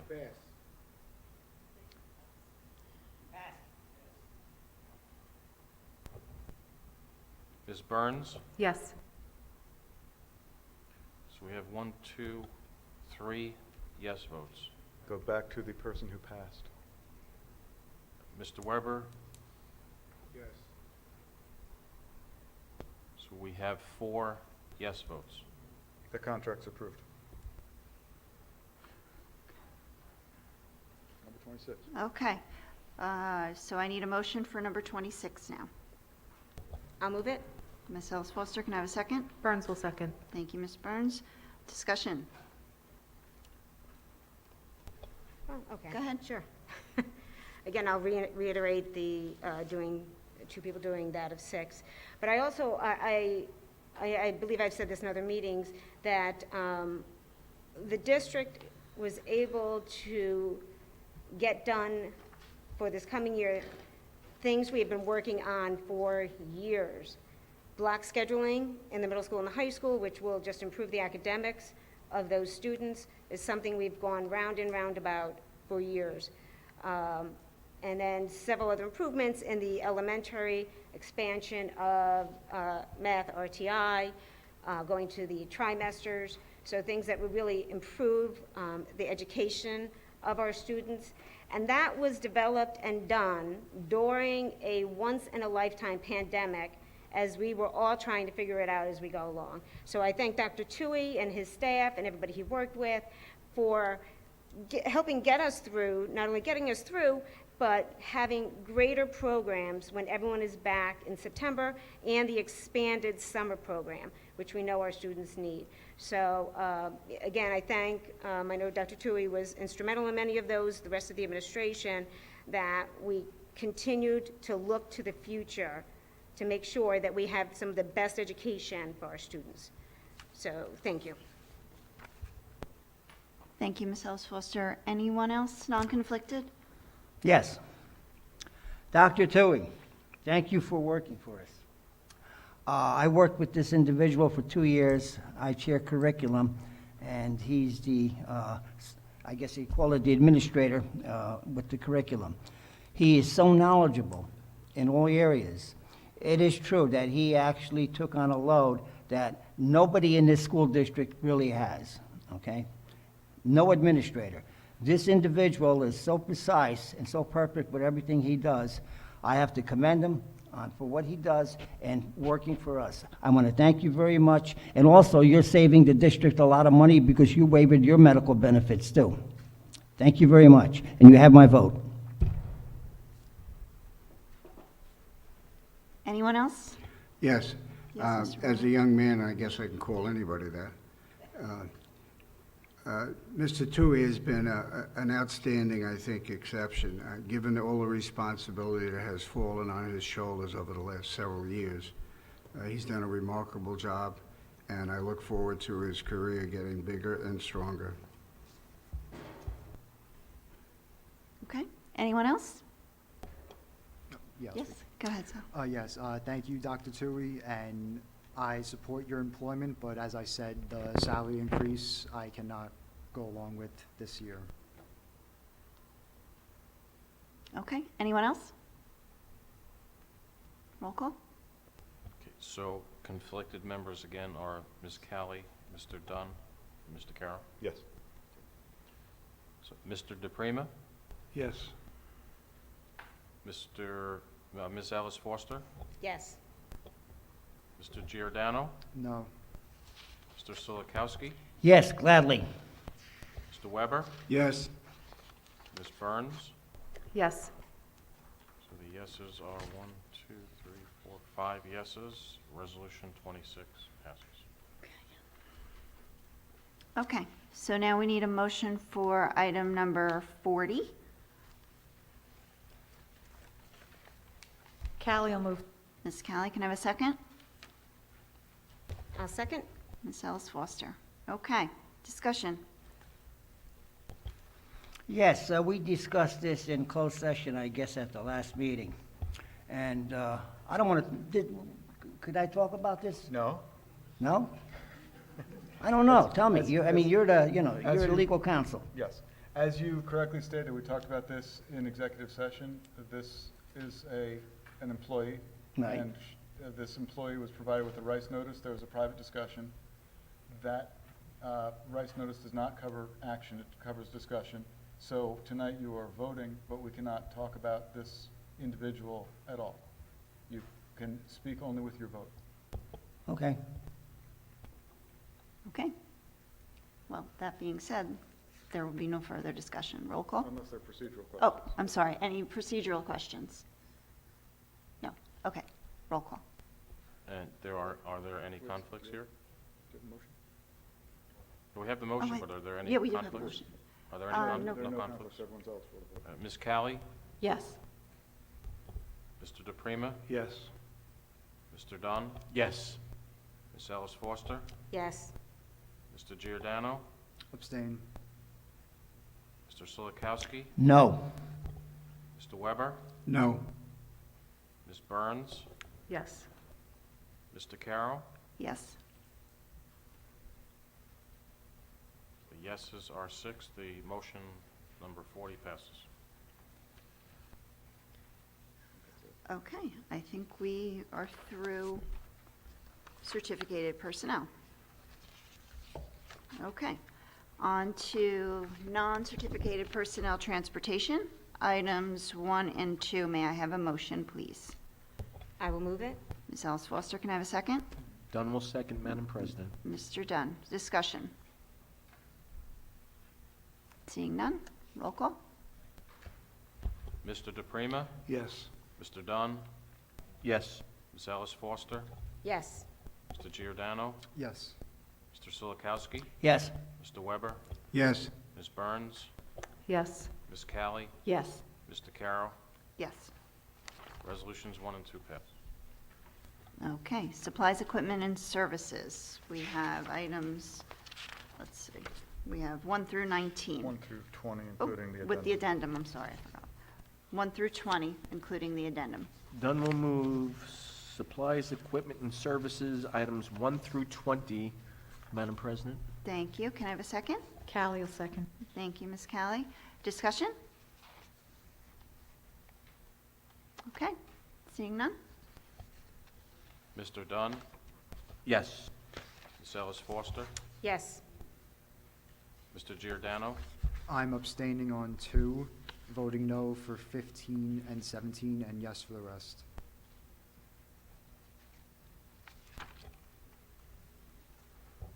so you're abstaining on 2, no on 15 and 17, and the rest is yes. Mr. Silikowski, Yes. Mr. Weber, Yes. Ms. Burns, Yes. Ms. Callie, Yes. Mr. DePrima, Yes. Mr. Carroll. Yes, Resolutions 1 through 20 pass. thank you. All right, on to transportation. We have 1 through 4. Can I have a motion? Callie will move. Thank you. Ms. Callie, can I have a second? I'll second. Ms. Ellis Foster, thank you. Discussion on transportation, items 1 through 4. Seeing none, roll call. Ms. Ellis Foster, Yes. Mr. Giordano, Yes. Mr. Silikowski, Yes. Mr. Weber, Yes. Ms. Burns, Yes. Ms. Callie, Yes.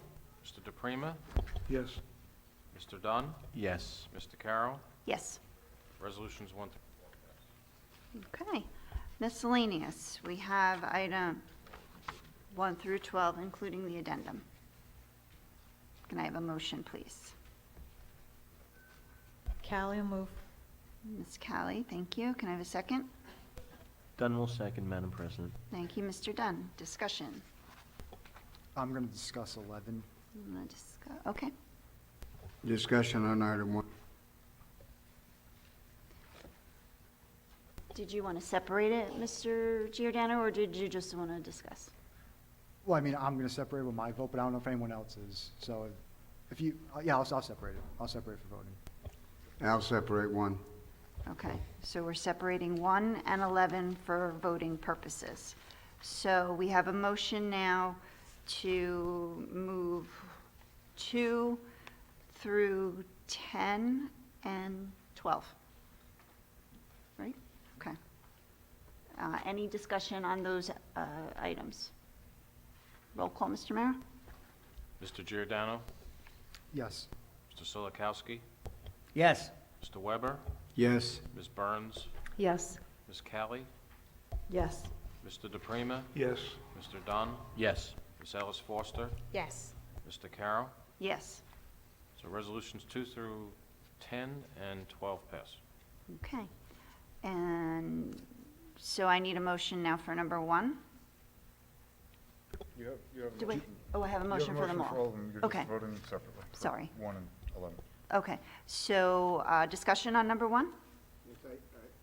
That this is such an extraordinary year, and with so many questions lying out there that don't have answers yet, and one of my big concerns I've expressed at numerous meetings recently is where are we going to be when we open in September? Now, obviously, part of it's going to be controlled beyond our ability based on the health situation. But I think also there's a lot of other questions that need to be answered, and I think the board needs to be informed. And my specific concern is I'd like to know during the month of July specifically where we stand with a plan to analyze where the children are, what the district's plans are, what the state's plans are, so we can be better informed rather than waiting until barely 2 weeks before, or 3 weeks before school's opening. And toward that end, I would like to amend this to include a single meeting date somewhere in the middle of July. Now, I know, and I would also ask that, given that people may be away at that time, that if we can get an exemption, if it's possible, to have it as a Zoom meeting if required. So that's my thought. So Motion to amend it as such. for a single July meeting, Yes. do we need to have In middle of the a month. date, or do we need to have a date, or do we just, Well, as of right now, you just have a motion from Mr. Weber to amend number 1 to include a July to meeting. include a July meeting? Okay. Dunn And- will second. Dunn will second, okay. Is there any discussion from the board? No, I think it's a very, I'm sorry, Madam President, I think it's a very good idea. I think that things are very fluid right now in Trenton, and I think that having a meeting in July would be very beneficial to at least update the board, and the board can provide some insight. So I agree with Mr. Weber. Just to clarify Mr. Weber's question about the legality of a Zoom meeting at this point, the emergent regulations from the Department of Community Affairs apply during the public health emergency and the state of emergency, one of which has been rescinded, one of which is still going on, but they also require that a remote meeting is based upon the board or other public agency's determination that it's not safe to meet in person. You don't have that at this point. All right, at this point then, I know in years past, when a board member was away during a critical needed vote area, they attempted to have that person called into the meeting. Is there any way that we could include the ability in our policy to accommodate if someone is away on vacation or whatever the case may be to participate by phone? Well, you're asking the right question. The answer is yes, you could include it in your policy after 2 readings. Okay. Can I Which just one- make a which one we have? recommendation, Mr. Weber? What's that? Because it sounds like what you're talking about is like a facilities and grounds type of concerns. I'm sorry, say It again? sounds like what your concern is like a facilities and grounds type of concerns of how the schools are going to be open for the students. I'd also like to get an update as to what is the state doing? For example, we know that the test that they canceled for this past May was obviously prepared. I believe it was prepared by the state, and it remains reproducible. So if they wanted to give that test in their infinite wisdom.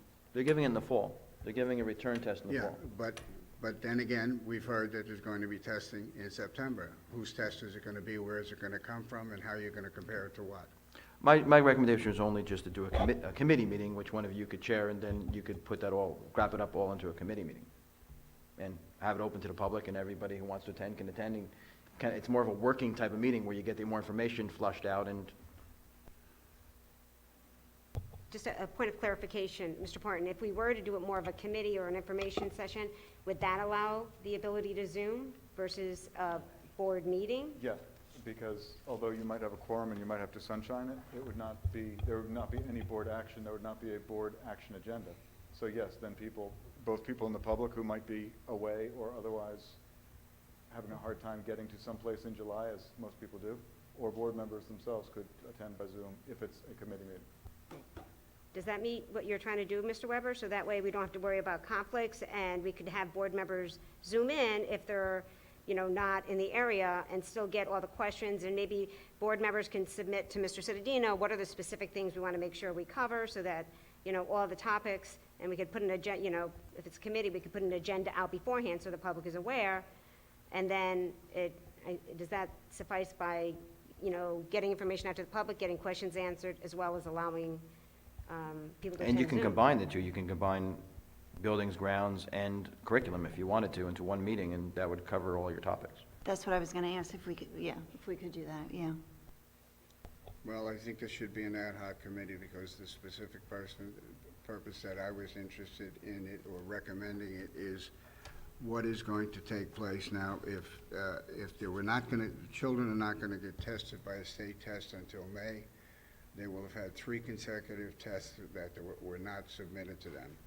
And we've also read, I think, in the plan that there was this was a fairly big concern from the staff side and the parental side, that they wanted a valid assessment, not necessarily something done here, something that's more universally recognized. And that's what I would think we need to have the meeting for, and focusing on that, not making this a grand committee meeting for issues that are mundane and can be handled in the August meeting. So, You can control the issues that you're going to address by crafting the committee agenda, whatever committee it happens to be. It sounds like it might fall more under a curriculum, because, right? If it's testing, it's curriculum. Right, and we can make that just a specific item. It could be a curriculum meeting, and we can have that, the agenda will be specific to testing. Would that be?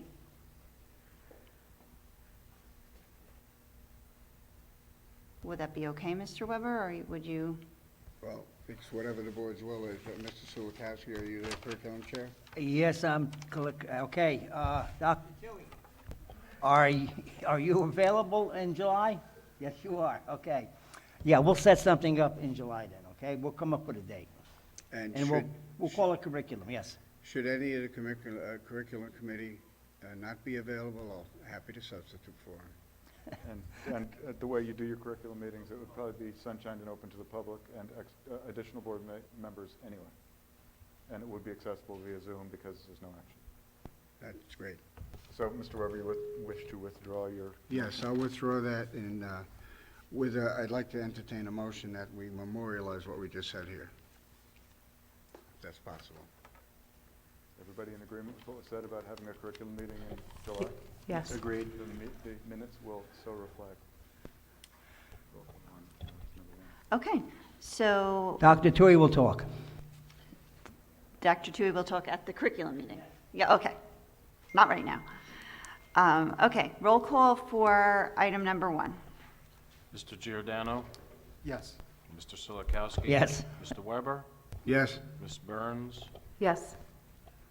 Ms. Callie? Yes. Mr. DePrima? Yes. Mr. Dunn? Yes. Ms. Ellis Foster? Yes. Mr. Carroll? Yes.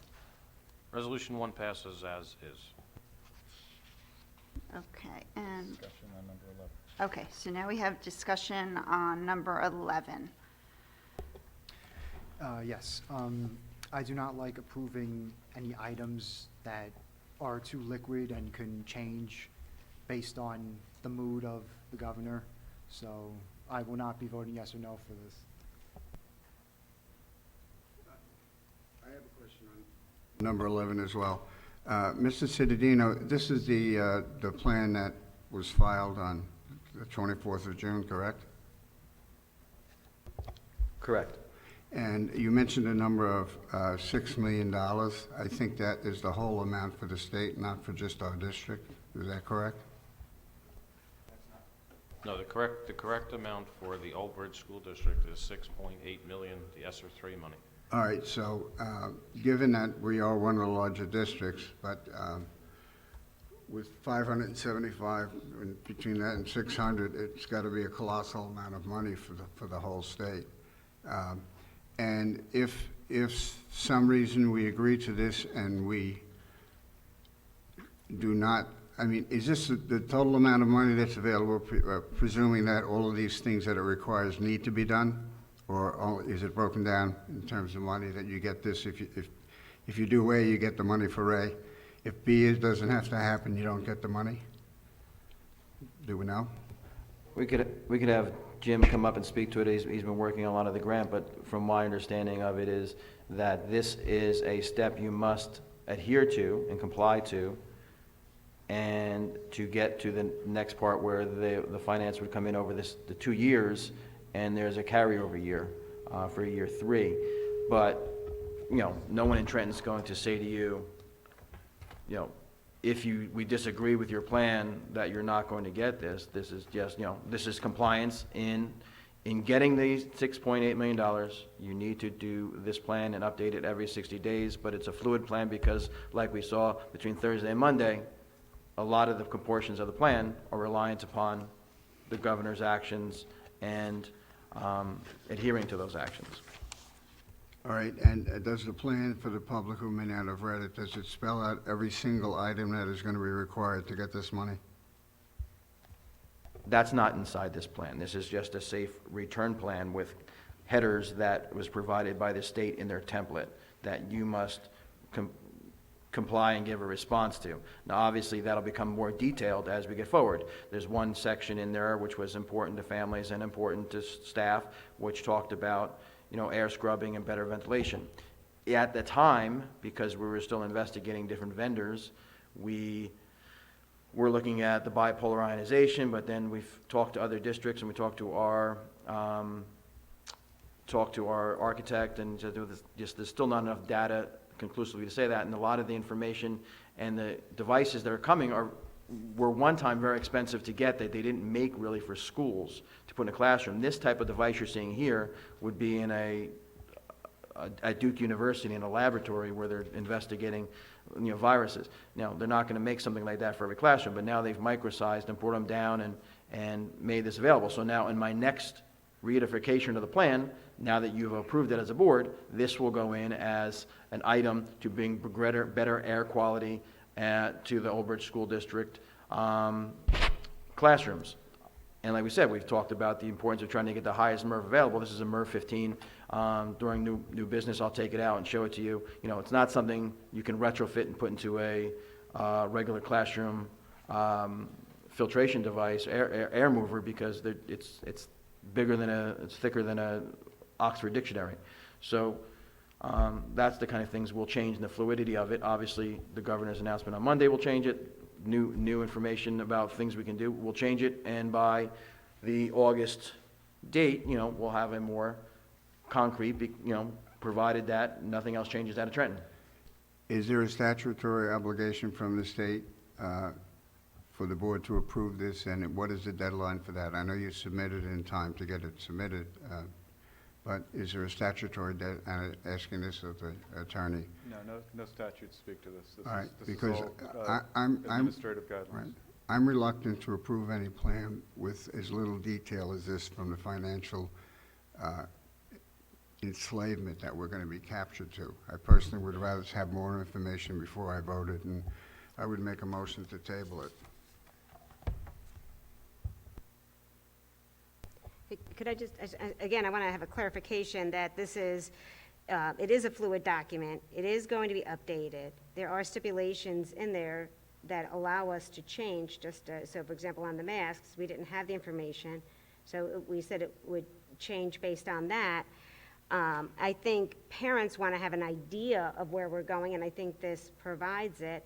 I think there was some of the clarification that, the things that weren't clear, like, for example, testing. It would be available, here's how we would do it. There would not be any testing without parental consent. I think it's putting together some ideas going forward, knowing that things are going to change and that it was built or designed to be a changing document. And so I personally don't have an issue with it because it has that qualifying part of it, and it does stay within the document. And we have to go out to the public every 60 days for feedback too. So I think this is just kind of a guideline and a roadmap to help us, knowing that these are the areas we need to look at. Here's our ideas, as it says, 5 full days, in school, lunch, no remote. So I think that having this structure to work from is, what we should be doing.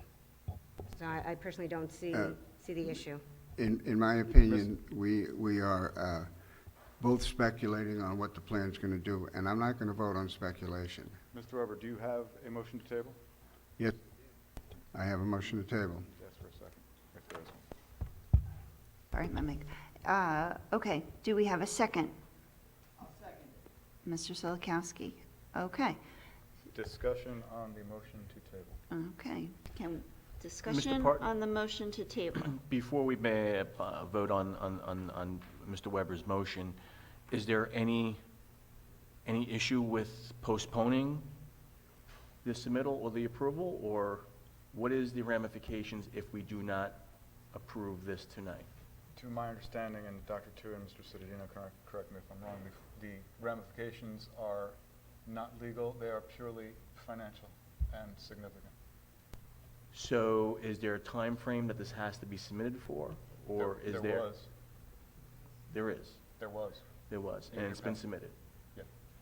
So then us voting tonight does what? Just acknowledges the fact that we submitted, or does it have any kind of authority or credence? It has authority and credence in that you are the board, and if you were to vote this, if you were to vote to table it, in theory, Dr. Tui and Mr. Citadino could then rescind the submission of the document with the state, and then you would not have submitted it in a timely manner.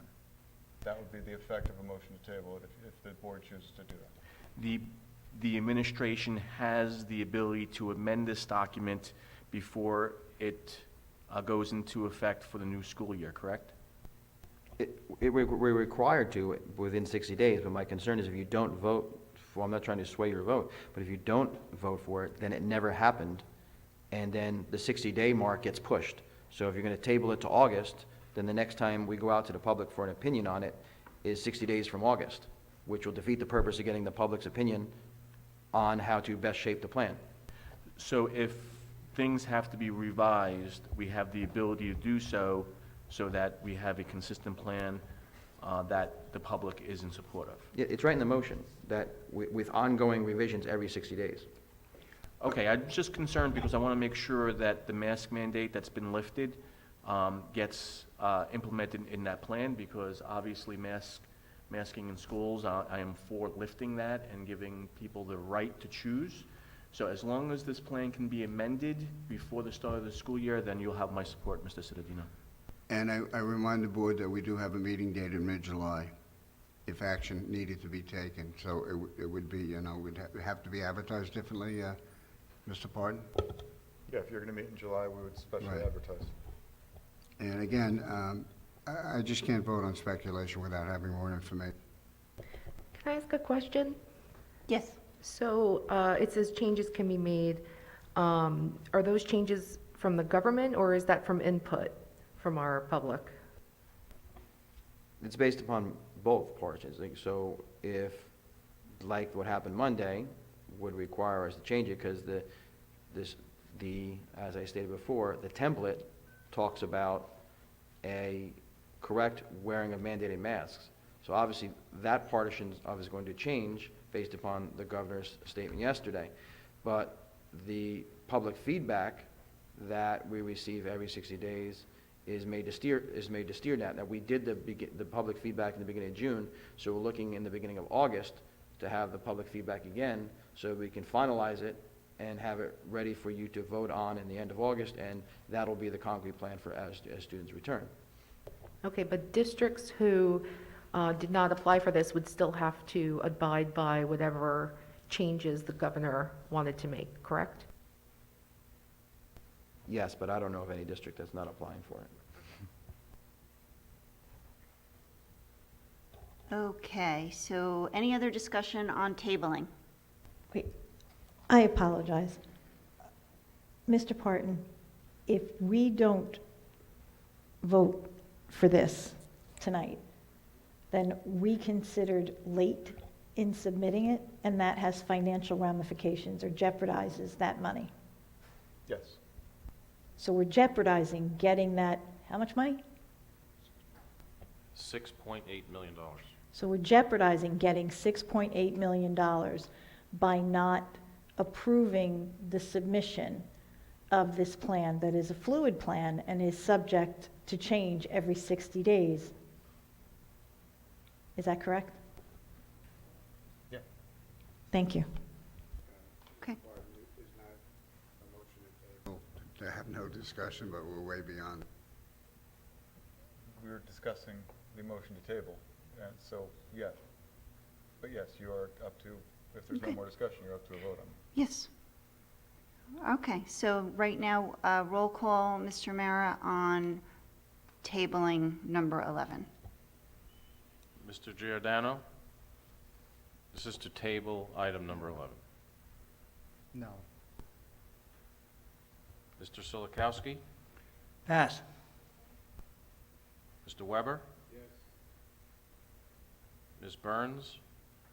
Just to clarify, we're voting on tabling it, which means that we're, A yes vote tables it, a no vote does not table it. okay, no. Ms. Callie? No. Mr. DePrima? No. Mr. Dunn? No. Ms. Ellis Foster? No. Mr. Carroll? No. The noes are 7. You- Oh, I'm sorry, Mr. Silikowski? Oh, he voted, No, he pass. passed. You pass? I passed, yes. You staying with the pass? Yes. So the noes are 7. The motion to table fails. Okay, so now, do we still have the motion on the floor to vote? Okay. Have we had the discussion on? Okay, so roll call for moving number 11. Mr. Giordano? Abstain. Mr. Silikowski? No. Mr. Weber? No. Ms. Burns? Yes. Ms. Callie? Yes. Mr. DePrima? Yes. Mr. Dunn? Yes. Ms. Ellis Foster? Yes. Mr. Carroll? Yes. Resolution 7 passes. 11. Resolution 11 passes, I'm sorry. It's a long night. Okay. Board, that's me, I'm doing that. Put that up there. Okay, so we have board secretary and board business items 1 and 2. Can I have a motion, please? Callie will move. Thank you, Ms. Callie. Can I have a second? Burns will second. Thank you, Ms. Burns. Discussion. Separating number 2 for voting purposes. Separating number 2. Okay, so any discussion on number 1? Okay, roll call, Mr. Mayor, for item number 1. Mr. Silikowski? Yes. Mr. Weber? Yes. Ms. Burns? Yes. Ms. Callie? Yes. Mr. DePrima? Yes. Mr. Dunn? Yes. Ms. Ellis Foster? Yes. Mr. Giordano? Yes. Mr. Carroll? Yes. Resolution 1. Okay, now do I need a motion for number 2? No, you have, We have a motion, yeah, okay. you have a motion, you need discussion for number Okay, 2. so discussion for item number 2, board secretary and board business, item number 2, discussion.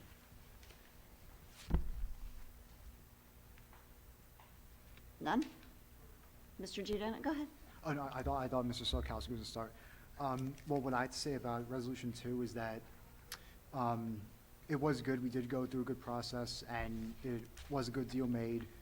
But I think the fact still stands that the money does go to capital reserves and not the general fund. And as I've said a few times over the past few months, that when you put money directly into capital reserves, it incentivizes the board to spend money on projects they may not need, instead of the general fund items, which could be used for educational purposes and anything like that. So it's for those reasons I'm out. Madam President? Yes, Mr. Dunn. So, the board deliberated on this matter, and we decided that this was in the best interest of the district. And I understand Mr. Giordano's concern. However, that $10 million that will go into the reserve fund can be utilized for many things. And as we know, our infrastructure is aging very quickly. Our buildings were built in the 50s and 60s by the developers who constructed, say, Wood South and the neighborhoods that we have today. And they weren't at the Board of Education, at Department of Education specifications. There were no specifications. So our properties are decaying. Yes, we've spent a tremendous amount of energy and time to really do the right thing for our facilities with the ESIP program and things of that nature. However, our life expectancy of our buildings are close to the end. And, that $10 million that's there could be utilized for many things. And the board has discussed possibilities of speaking with the public and going out and having a survey to see what we should do. There's a lot of possibilities out there, and you know what? We pride ourselves in great facilities, and that money could be utilized for improvements of schools, maybe a new school or air conditioning for schools. So there's a lot of things that could be utilized for that money. So the board will get together in the very near future, come up with a strategic plan to bring it to the residents of Old Bridge, the parents, the school community, to see how we should proceed. And that's a good thing. I can understand Mr. Giordano's point that it's not going for educational at this point, but it's going to a reserve capital fund, which can be utilized for things that we do desire and need in this district. So there'll be more future discussions. We're going to get the input from the public, and it's a win-win for us at this point because we do need the funds, and we can do a lot of good things with it. So I will be supporting the motion. Thank you. Very true, thank you. Anyone else? Ms. DeCaro? Yes, Ms. Kelly. So I just want to clarify, we don't have a choice as to where the money, the proceeds from this sale goes, correct? The documents, the approval that we received from the state to sell the property specify that the funds have to go into the capital reserve funds. Okay, so we have no control over that. So a no vote on this means we don't sell the property and we lose $10 million. That's correct. Thank you. Would anyone else like to comment? I have one additional comment from Mr. Mara. Sure. Mr. Mara, so basically if this money goes into capital fund, any excessive fund balances what will happen with that money? So say for 2022, we have an excessive fund balance and we're maxed out with our capital reserve funds. What happens with the excessive fund balance? Okay, so let me just explain it this way. So this $10 million is earmarked to go into capital reserve. There's no flexibility. That's where the money goes. We can use those funds to fund projects in the long-range facility plan, or we can use those funds to offset referendum costs. The money that is unspent from the general fund, or money that's received that is more than what we budgeted for in terms of the revenue, that is the money that goes into the fund balance, which becomes excess fund balance and goes back towards taxpayer relief in the subsequent year. It's a little bit technical, but that's the way it works. Understood, but isn't the excessive fund balance, if you have excessive funds, you can earmark it for a capital fund? Oh, yes. That's the resolutions that were on the agenda tonight The three resolutions for capital reserve, maintenance reserve, and emergency reserve, that is when we get the authorization from the board to move money, to move excess funds from the general fund into one of those reserve accounts. We do that each year in June. Is there a cap that we can have in our capital reserve funds? That's a good question, but I don't know what the answer is offhand, but we're not anywhere near it. Understood. So very good. Thank you, Mr. Mayor. Mr. Mara, has this property ever been examined for potential school use to accommodate a new building, for example? We have evaluated no. I believe the answer to that is no, but we did look at property that's adjacent to it, which is unusable because it's part of the wetlands. So, Well, of the almost 26 acres that is our property, what portion of that is wetlands? Do we know? I have to get back to you with that answer. I Right. don't have that The answer. only reason I mention it is that, as you know, Brunetti's development is underway. It's about 1,100 units in total, and he sold a part of it. The single-family homes, which are going to go up fairly fast because they're being built by Hovnanian, and this is the school that's closest to Brunetti's property. A location for a school there, and it's also most proximate to the smaller Southwood schools where you could potentially move kids into an air-conditioned environment along with the kids that come from that. Obviously, if you sell the property, fine, you got the $10 million in reserve, but then you're going to have to go out and find another property, and in the meantime, you also have to find a place for our buses. Is that correct? And so that could involve a lease, or it could involve buying some additional property. So, obviously the money is going to be a great thing that we can use, and as long as this remains reserved, if we're going to try and get away from such small, cost-effective schools, nobody wants to close a school, especially if their children are in it. But the reality is, that right now we have a district financial crisis, and we have to do all of the things that are going to save money so that we can still stay alive and deliver the level of services that we have over the last decade or so. I will support the sale. Any other discussion?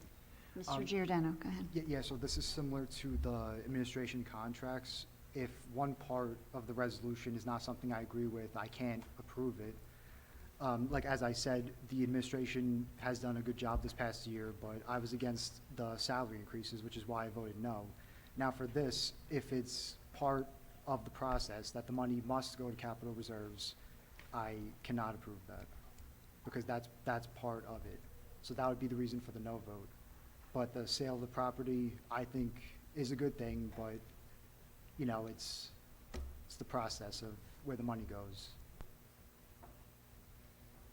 Can I just ask a question? So let's just say 2 years from now, 4 of our major AC or furnace systems or have a problem, and we don't have enough money in capital reserve to pay for that. Where will we get the funds? From the general fund. There's only three sources. There's capital reserve, source of funds, there's maintenance reserve, source of funds, and then there's the general fund. Or My point is, the argument is to not take the money because you can only put in capital reserve. Is like saying, I'm not going to take your money because I can only put it in my savings account, or not into my personal checking account that I use to pay all my bills all the time. But I don't, if I can only put in my savings account, not save it for something that happened to my house, eventually something could happen and we would need that $10 million, and we're going to say we don't have it because we didn't put it in there, and we have to take money from the general account. And we take money from the general fund, that involves student programs, staffing, and so forth. So it's like taking a gamble to not put money into a savings account because you're not happy that has to go there. Because eventually you may have to take it from your personal checking account to pay the house. But Coulda, woulda, shoulda. I think in the 27 years I've been around, we never had an emergency that we couldn't handle within the budget that was already provided to foresee those kind of potential We just issues. lost $6 million per year and $8 million, and we had to lay off 75 staff members and not return them. So I don't think that's true. Madam President? Yes, Mr. Dunn. Before we vote, I just want to sincerely thank Mr. Parton for his energy and for his dedication and his legal wisdom putting this deal together. There was a lot of pitfalls, there were a lot of negotiations, and I think that with his professionalism and his abilities, he was able to be the architect of this deal, and I want to sincerely thank him because it was definitely a good deal for this district, and his input was very vital to make this happen. Thank you. Anyone else? Okay. I just don't understand why you would say no to $10 million. I'm not, I'm saying So- no to where the money's going. But we don't have a choice. So, with that, roll call? Mr. Silikowski? No. Mr. Weber? Yes. Ms. Burns? Yes. Ms. Kelly? Yes. Mr. DePrima? Yes. Mr. Dunn? Yes. Ms. Ellis Foster? Yes. Mr. Giordano? No. Mr. Carroll? Yes. The yeses, the resolution 2 passes. Okay. So now we're going to open up for the hearing of the residents on any school district issue. So if you need to if you have something to say, you can just come to the front and state your name and do we need their address? And you may speak. Okay?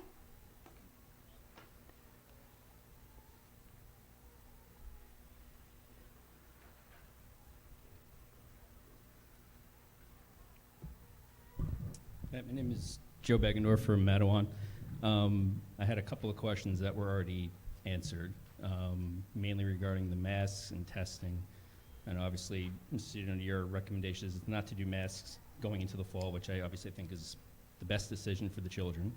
And then testing, my question was, based on Governor Murphy's announcement yesterday, one of the things in there was talking about screening testing and that a lot of the Board of Ed should have a mechanism to do random screening testing, even if there's no symptoms or anything within the students. I just wanted to clarify what the board's position is on that.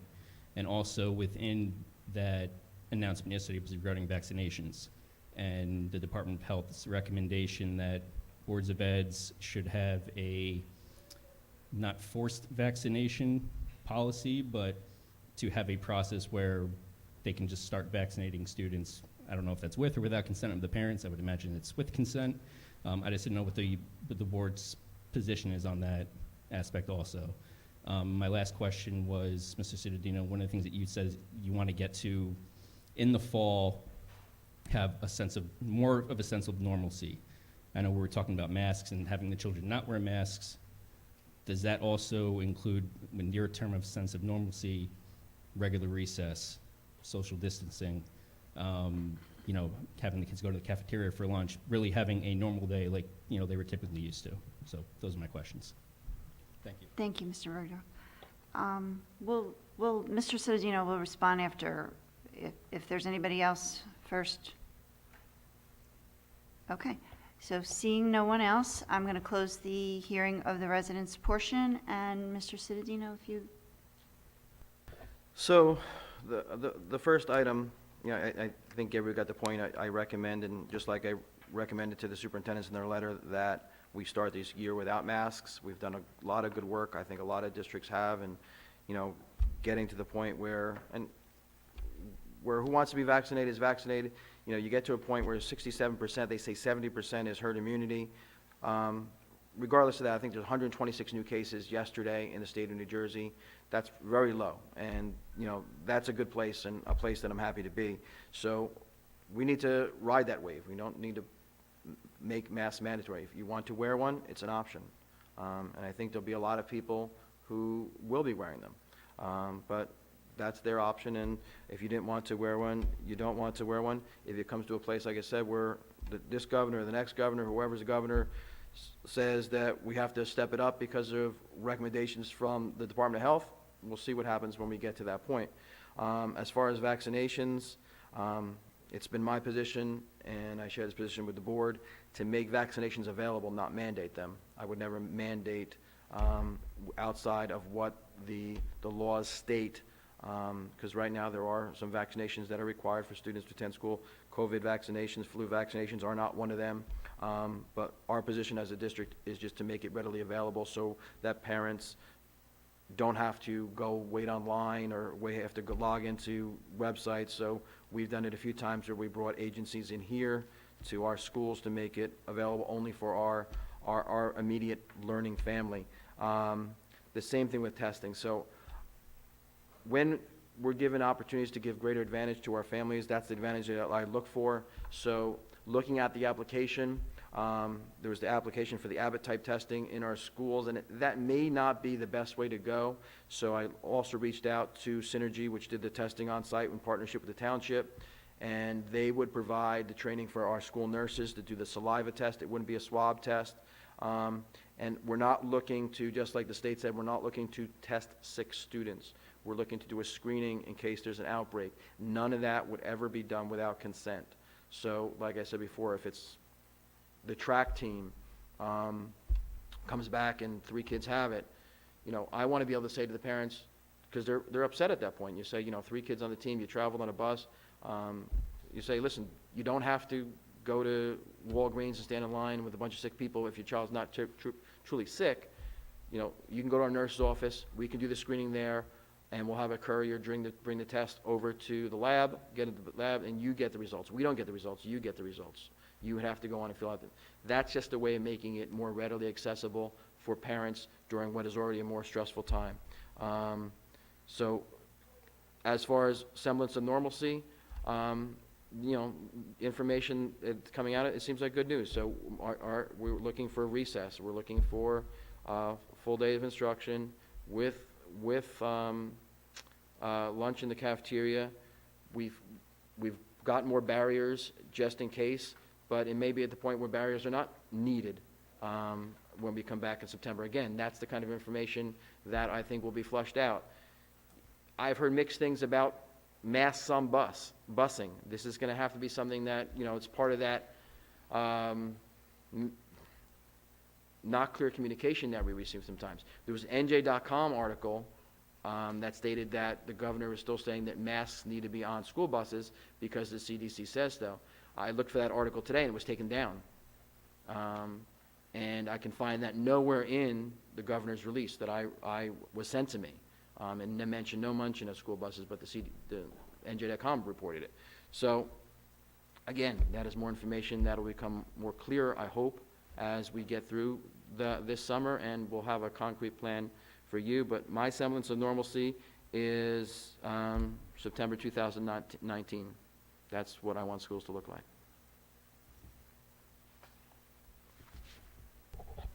Thank you, Mr. Cittadino. Okay, so moving on to old business. Is there any old business?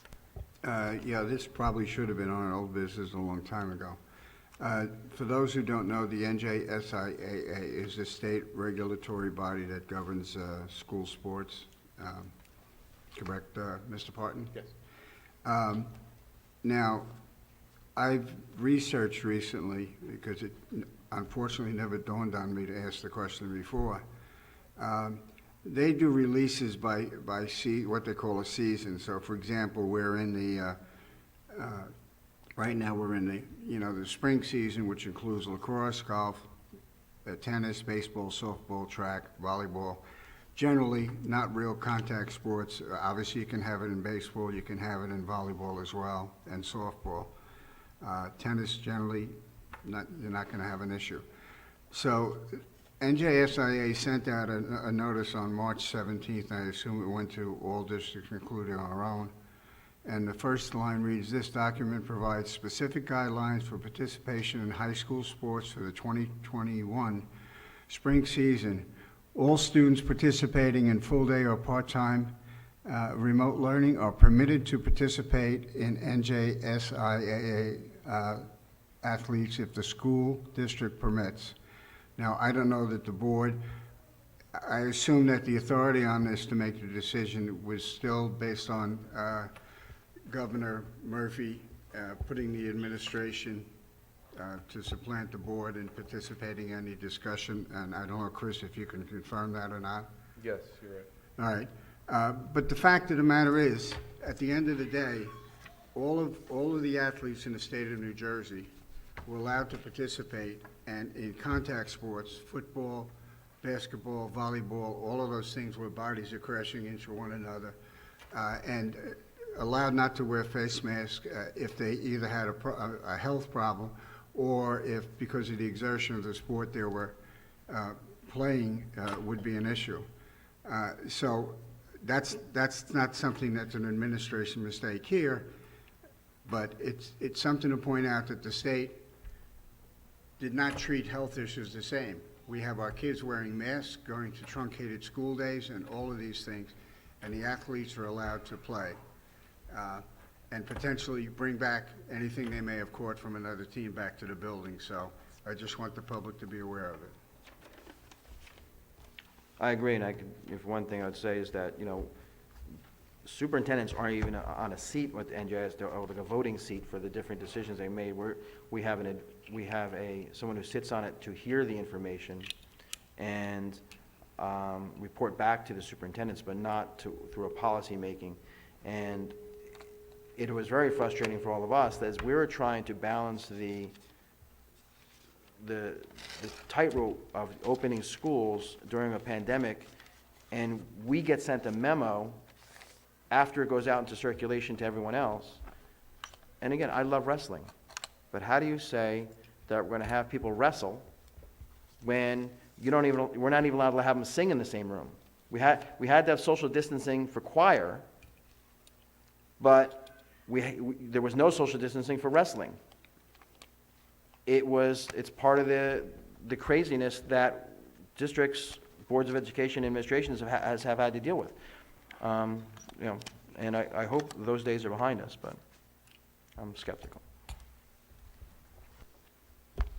Madam President, Yes. I don't know if this is old business or new business. We have a couple of thank yous and congratulations. We have 3 graduating TV students, Avery A.C. Cangro,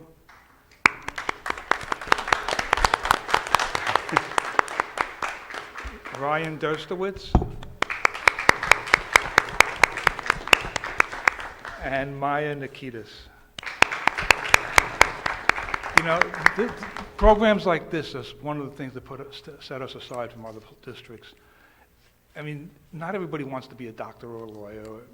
This is the future of TV. I don't know if you guys are going to continue with it. Both of my children went through this, and it's under Mr. Gajewski and Ms. Walsh's guidance. It's a wonderful program. I mean, they put up with us every month, and I wish you guys the best of luck, and I just want to say thank you. Great job.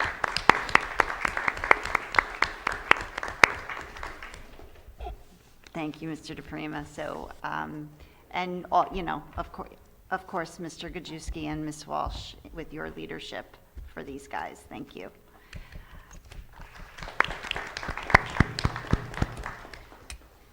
So I think that brings us to new business, unless anyone had any further old business? No? Okay, new business, is there anyone?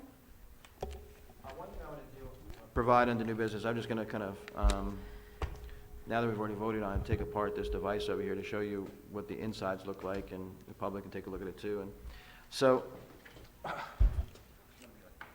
wondering what that is. So this is the device that you voted on tonight. It is a UV light scrubber, but also any air particles also travels through 2 filters. It travels through a standard HVAC filter that you look like you put in your house, and a MERV 15 filter. There's always concerns about UV lights, so as soon as you take the lid off it,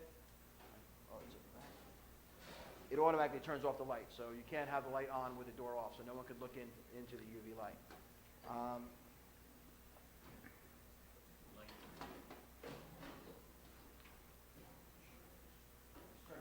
and it's simple to use. This is a MERV 15 filter. You look at that. That's the size, the thickness of it to catch all the particles. So this up here,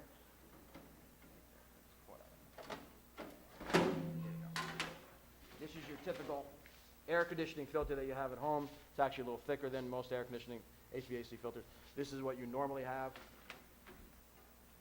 This one, I don't want to break it, so will catch all particles, air particles. Usually you'd count on something like this with a COVID type of looking to catch something like this because the COVID particles are very small, but they can attach themselves to water molecules that will be caught by something like this and then destroyed by the UV rays. In this situation, you're passing it through a MERV 15, hitting the UV rays, and then passing through this before it even comes out into the air. It'll circulate all the air in the room multiple times while the student's in the same classroom. So we're very excited about this. We're excited about that they've made this kind of ingenuity available to school districts at a cost that, as you saw tonight, we can afford through the ESSER 2 grant. Thank you.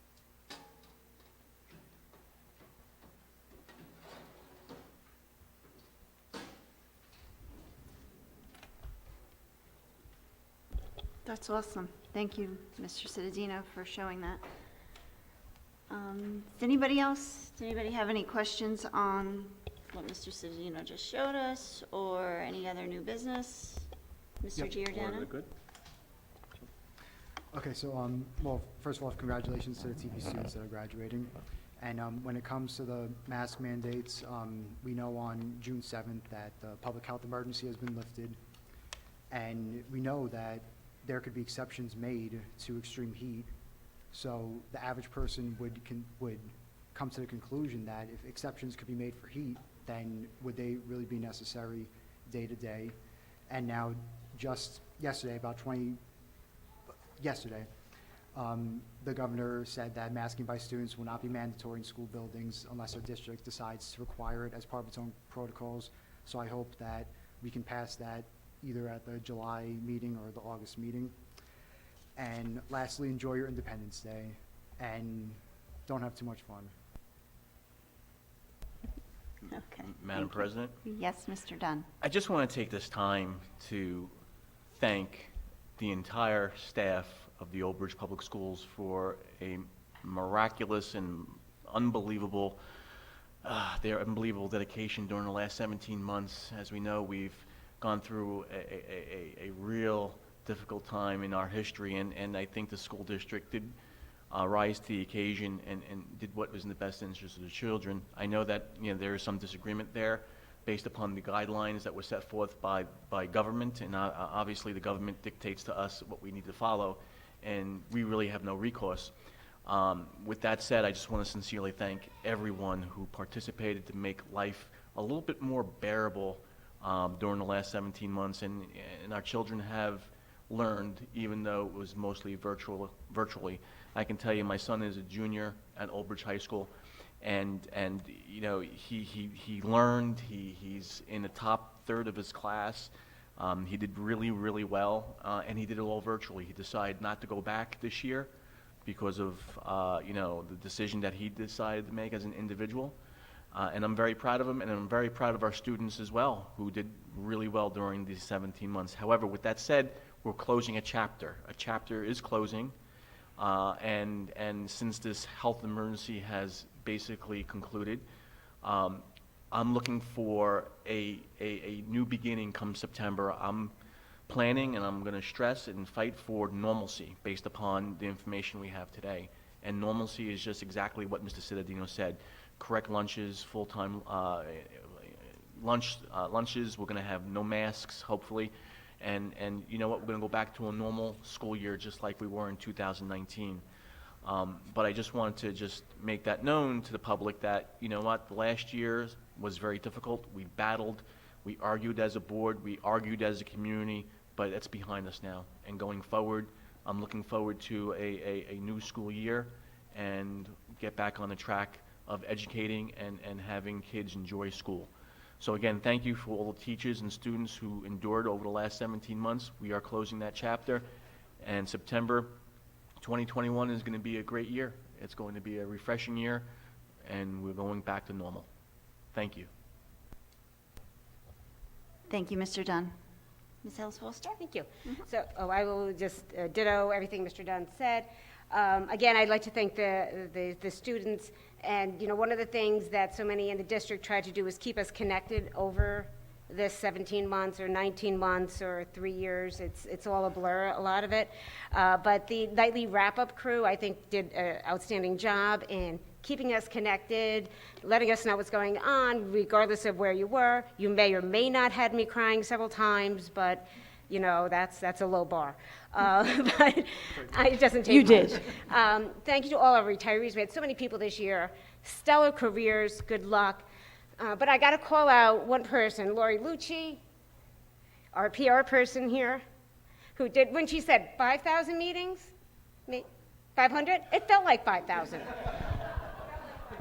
5,000, 4,000 of them felt like this year. I was just going to say 5,000 just this year. But did you know, a fantastic job always being here with us. So enjoy your vacation and your retirement and your grandbabies. Good luck, Scott. We're happy to have you take over. Thank you, everyone. I see our high school staff here. Mr. Bill, congratulations.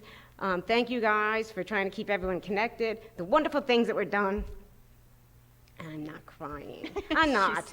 So thank you, everyone. You know, please get well-deserved vacation, except of those of you who are back next week for our extended summer program. Thank you for your dedication, because you know what? You all deserve a summer off, but you're coming back and you're helping the students. So thanks so much, and have a great 4th. Mrs. DeCarroll? Yes, Mr. Weber. For all those employees who have put in their retirement effective tomorrow's your last day as an official employee. Enjoy the rest of your lives. Thank you. Mrs. DeCarroll? Yes, Mrs. Kelly. I'd like to make a motion that Mrs. Ellis Foster goes last. Because she pretty much says it all. However, I know there's not a lot of people left in the audience, and we've listened to a lot of negative this year, and it's been extremely disheartening. But I would like to give a shout out to our teachers and our administrators, our staff, and our students for getting through this year. You've all done a phenomenal job, and you all deserve a round of applause.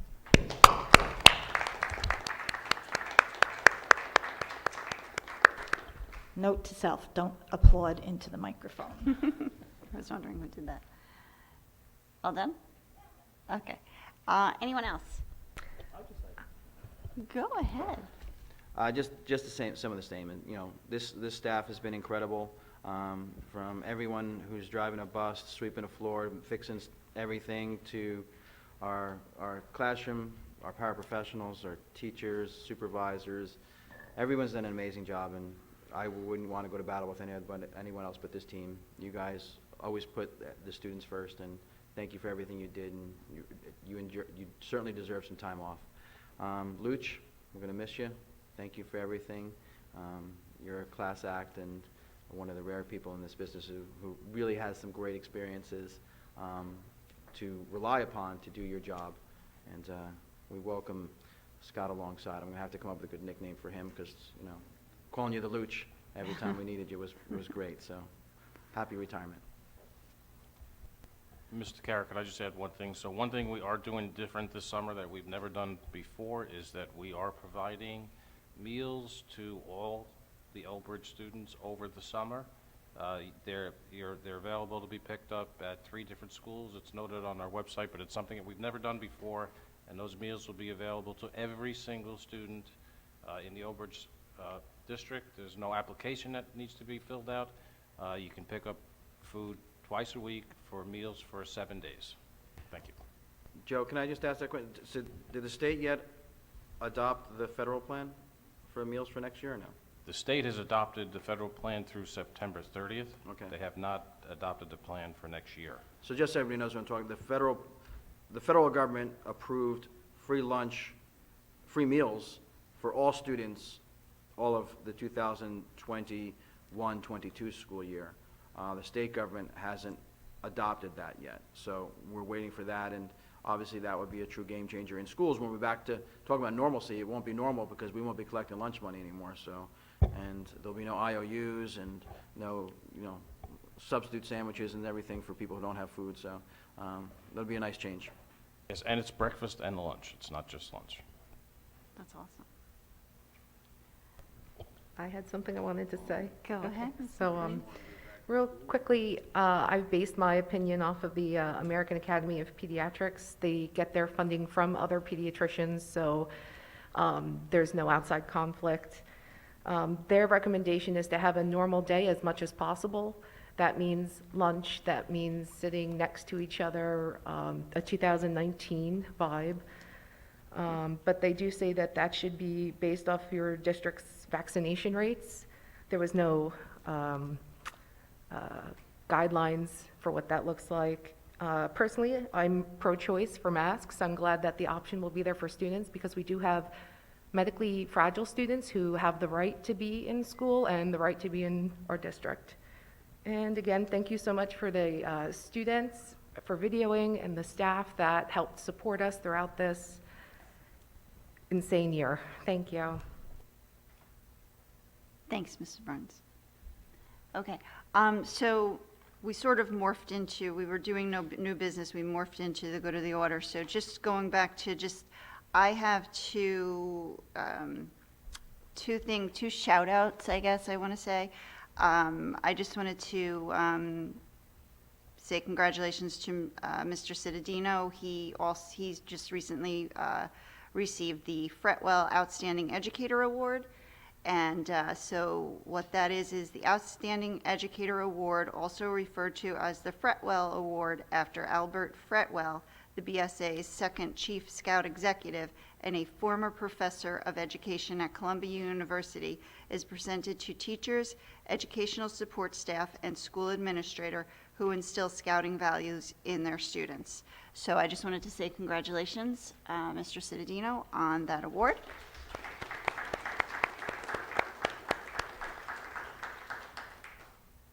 Thank you, and thank you to the Boy Scouts of America for recognizing that, and we'll always have projects for them to work on here in Old Bridge. And the other recognition I wanted to say was Mr. DePrima has joined Ms. Sells Foster in becoming a certified board member, and I know you've worked really hard at doing that, so congratulations.